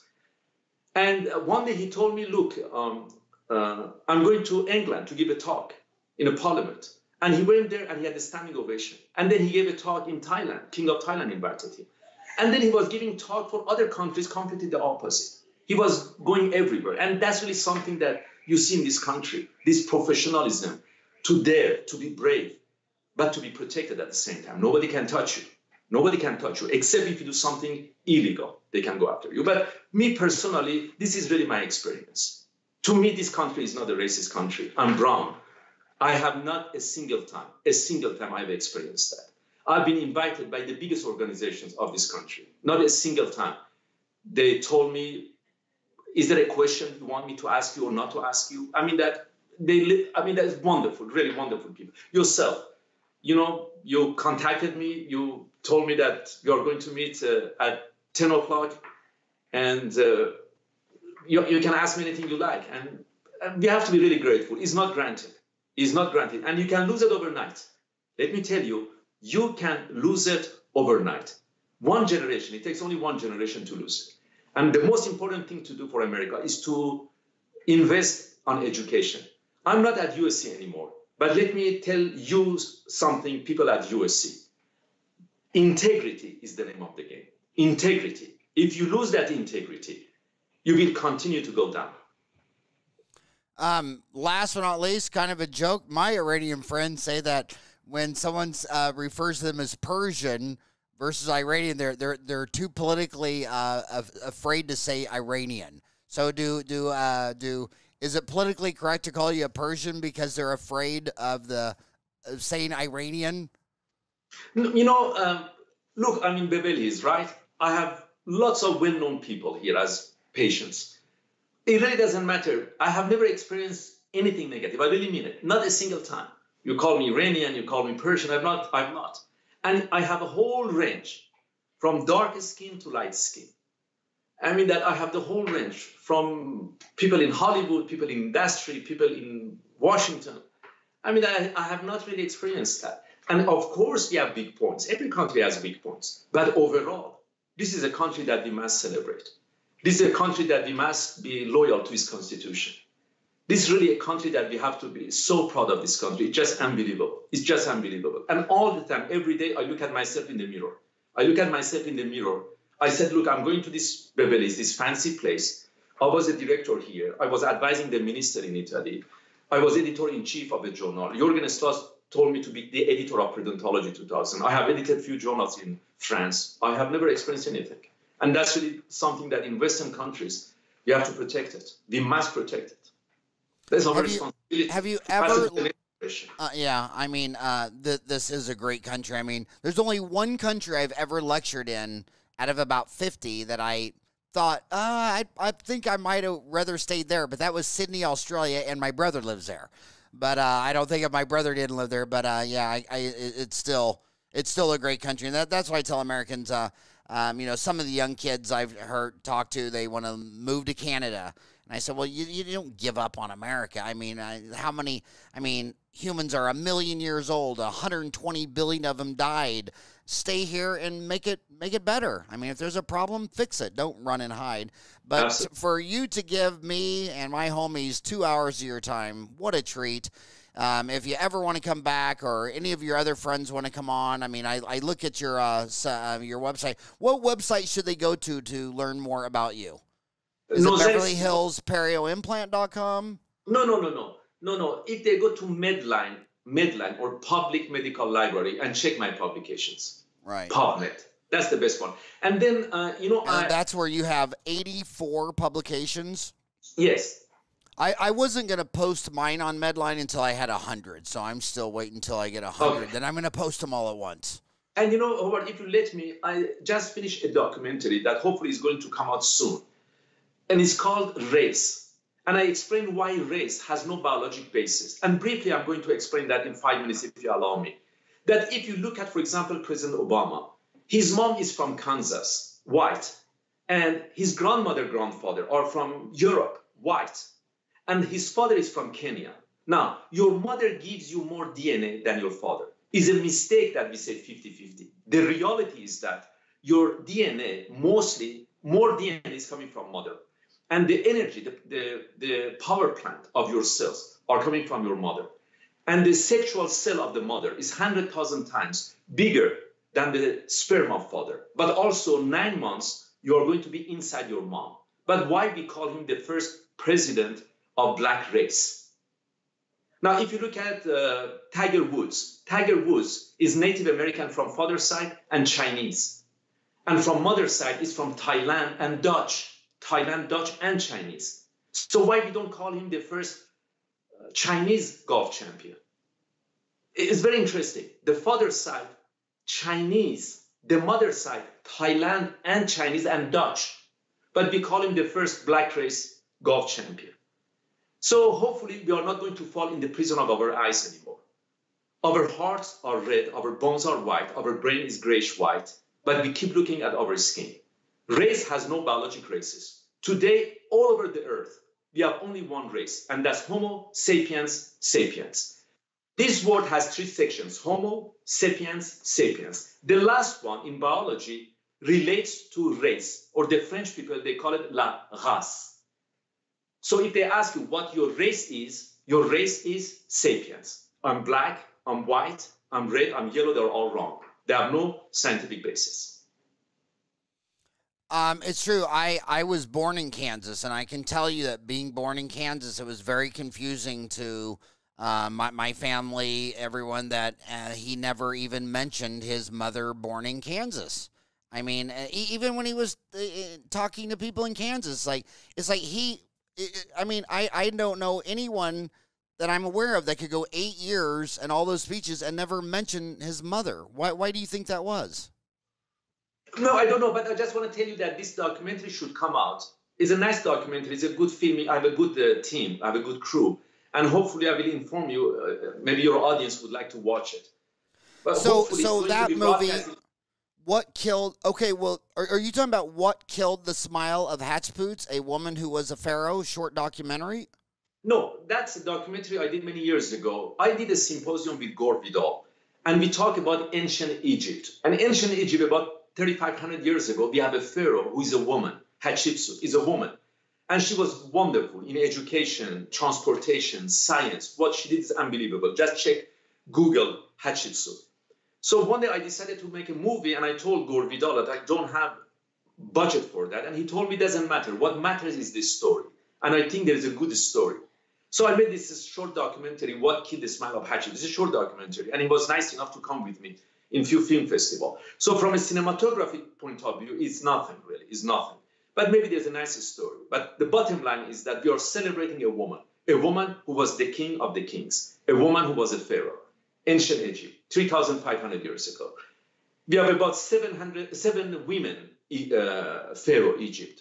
And we have more than 100 ministers, secretary of science, secretary of this and that in ancient Egypt that unfortunately we don't know. So my goal with that first documentary was to celebrate the ancient Egypt. And I was lucky enough to win a few awards for that.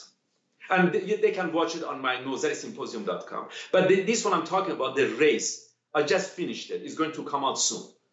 Well, when it comes out in release, come back, send me a link, come back on the show. Anything our platform can do, whether it's the Dental Town magazine, the Dental Town website. There's 2 million dentists on Earth, and we passed the 50th percentile. We're digitally connected to over 1 million now. So thank you. I appreciate that. Thank you so much. I will do that. I appreciate you. Thank you so much. You told me you give me an hour of your life, and you gave me 2.5. Thank you so much. No, I should let me give you a kiss and your audience, really. I mean, that is a big honor for me. And thank you so much for giving me this opportunity with no precondition, to talk to you, to talk to your audience. And if I did say anything that it can hurt people or they think it was insulting, I apologize for that. And if you ever come back to Phoenix, you, me, and Jason should go out to dinner, and it'll be the only time. If you, me, and Jason went to dinner, it'll be the only time I've ever seen where the bald man isn't the smartest one in the room. So, all right. Well, have a good day. Thank you so much. Thank you. Thank you.